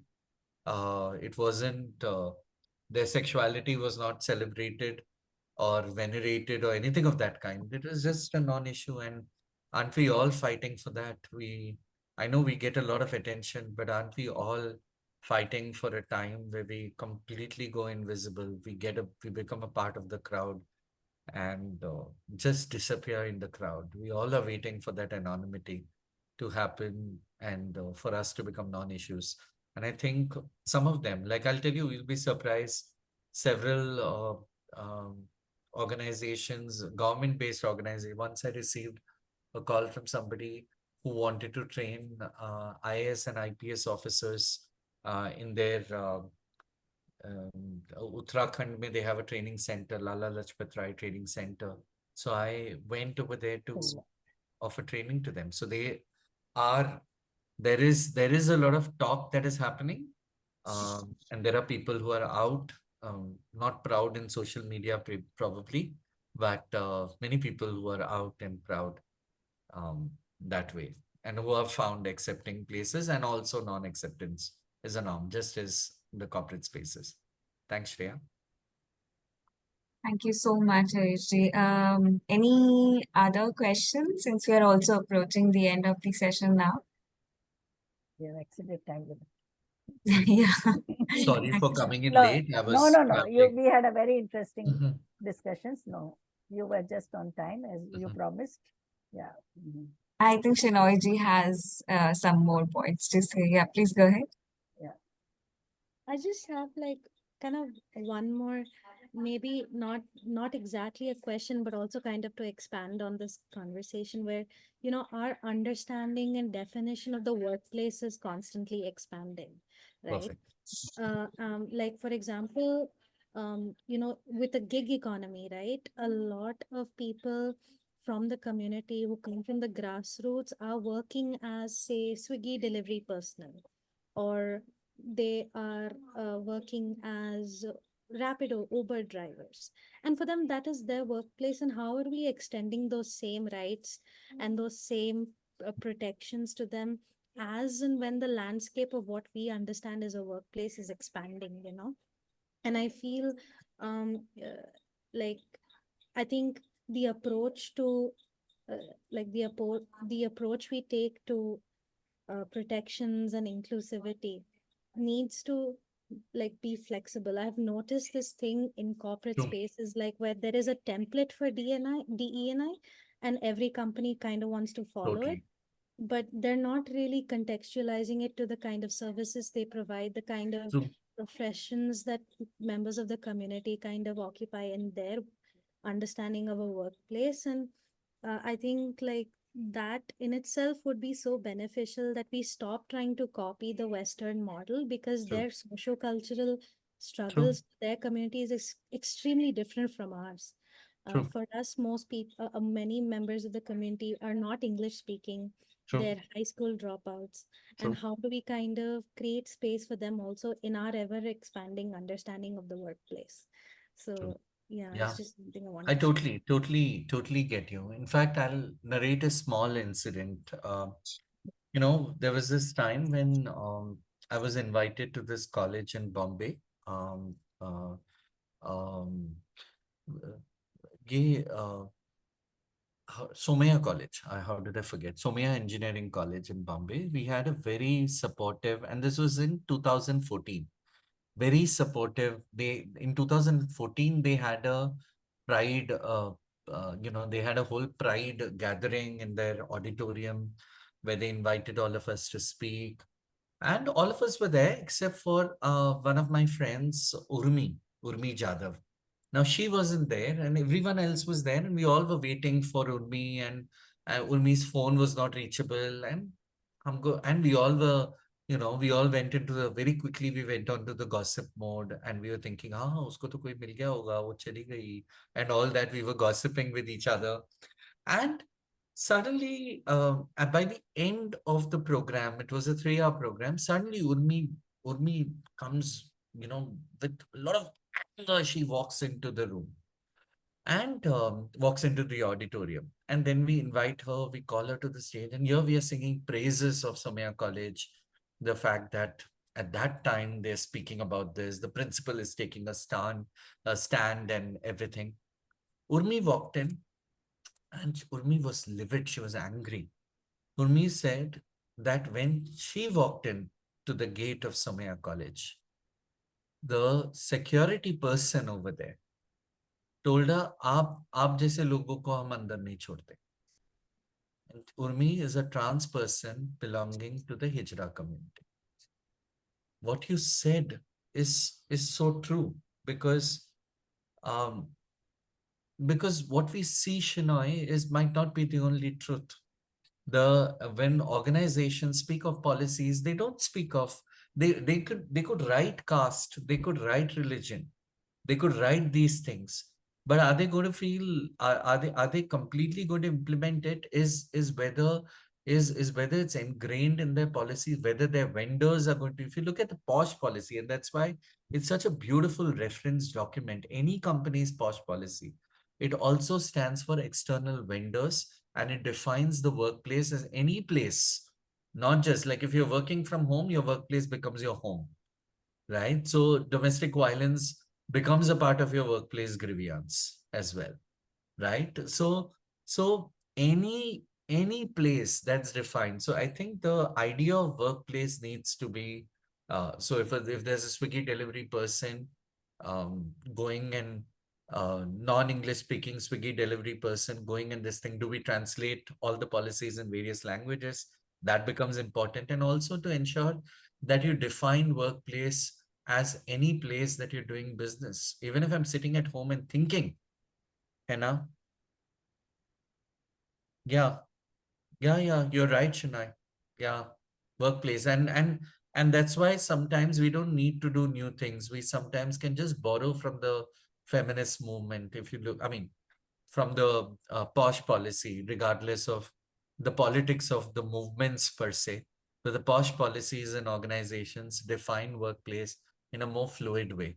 And I think we need to borrow from that. And of course, workplace harassment, I mean, I've had cases of people, their husbands beating their wives, and that was considered, that constituted as workplace harassment for us. And there have been times when I've intervened and spoken to people in different other, because that person was also work from home. So that work from home, udhar jaake complain kiya. So things like that have also happened. Thank you, Harish ji. And we're really grateful for having you in this session and that you were able to actually interact with us for this session. And we look forward to having you in future IMPRI events as well. It is a delight always. Thank you, Ma'am, do Priyanka. you have some parting comments? Yeah, so I think both the presentations were extraordinarily what you call energizing, because so many best practices were being discussed, and also the question of how to recognize our biases, cultivate empathy, speak up when we witness discrimination, and celebrate differences, and also support diversity initiatives, and constantly reflect on how can we improve our policies and support system and the structures. And that is very good insight that we got from the practical experiences. And also the question of pronoun, that why it is important of using like someone's correct gender pronoun, because you are signaling mutual respect and affirming their identity. And intentionally misgendering any person can cause harm and is tantamount to harassment. So I think when someone's identity is unknown, it is best to use third person pronouns, they and them. That's what also our previous speaker, the first speaker, they told us. And why we need to create a manual. There was, in the discussion also, it came out that we need to create a manual for this kind of gender inclusive ways of day-to-day governance, and also our everyday life should be informed by this kind of inclusivity. So by taking the steps, like we can create a more inclusive society that values and celebrates diversity, and use more like not lifestyle, but the identities.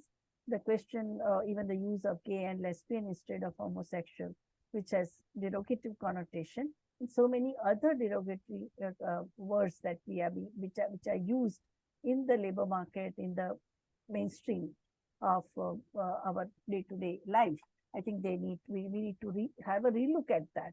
And by constantly evaluating and reworking our practices and policies to proactively ensure inclusivity across all aspects of our work life, our community life, and also the functions and practices, hiring processes, work culture, leadership development. All these are very important. And I think in the previous lecture, Harish has also said that it is not only representation. What you need is a representation and voice, and in all decision-making bodies of the state, whether it is a governance or politics or corporate life, world of work, everywhere representation has to be there. And I think there is this slogan which the QM movement has come up with, that nothing about us without us. Yeah, so that is a very popular, a very important message that has come out of the presentation today. So use of inclusive language, be respectful of pronoun, and tackle discrimination and harassment wherever you find. And I think sticking out our neck is very important. And every time making it a point, people may call you prude, they may call you boring, but that's what I have done. And I think it hasn't caused, it has always done better for the future. Even people who despise me for that thing, in course of time, they start thinking in a new direction. And we need to bring that kind of a new culture, which respects everybody's integrity and dignity, and citizenship right enshrined by Constitution of India. Thank you. Thank you. Thank you so Thank you. much. Every I have time we shared my learn so much number from it. and my email. If there's Yes. any way that I Yeah. could be helpful to anyone, to feel free to give me a call. In the chat box, and I also have it, so I can also write it. Yeah, yeah. But Please you can do. write in the chat box. I have done already. You have done it, no? Thank you, and I love you, ma'am. Yeah. It's always such a pleasure and excellent learning experience. Always gives more energy whenever one hears it. Thank you. Thank you so much. Thank you. Thank you so much, Harish ji. Ma'am, we'll go for the formal vote of thanks. Yes, yes, yes.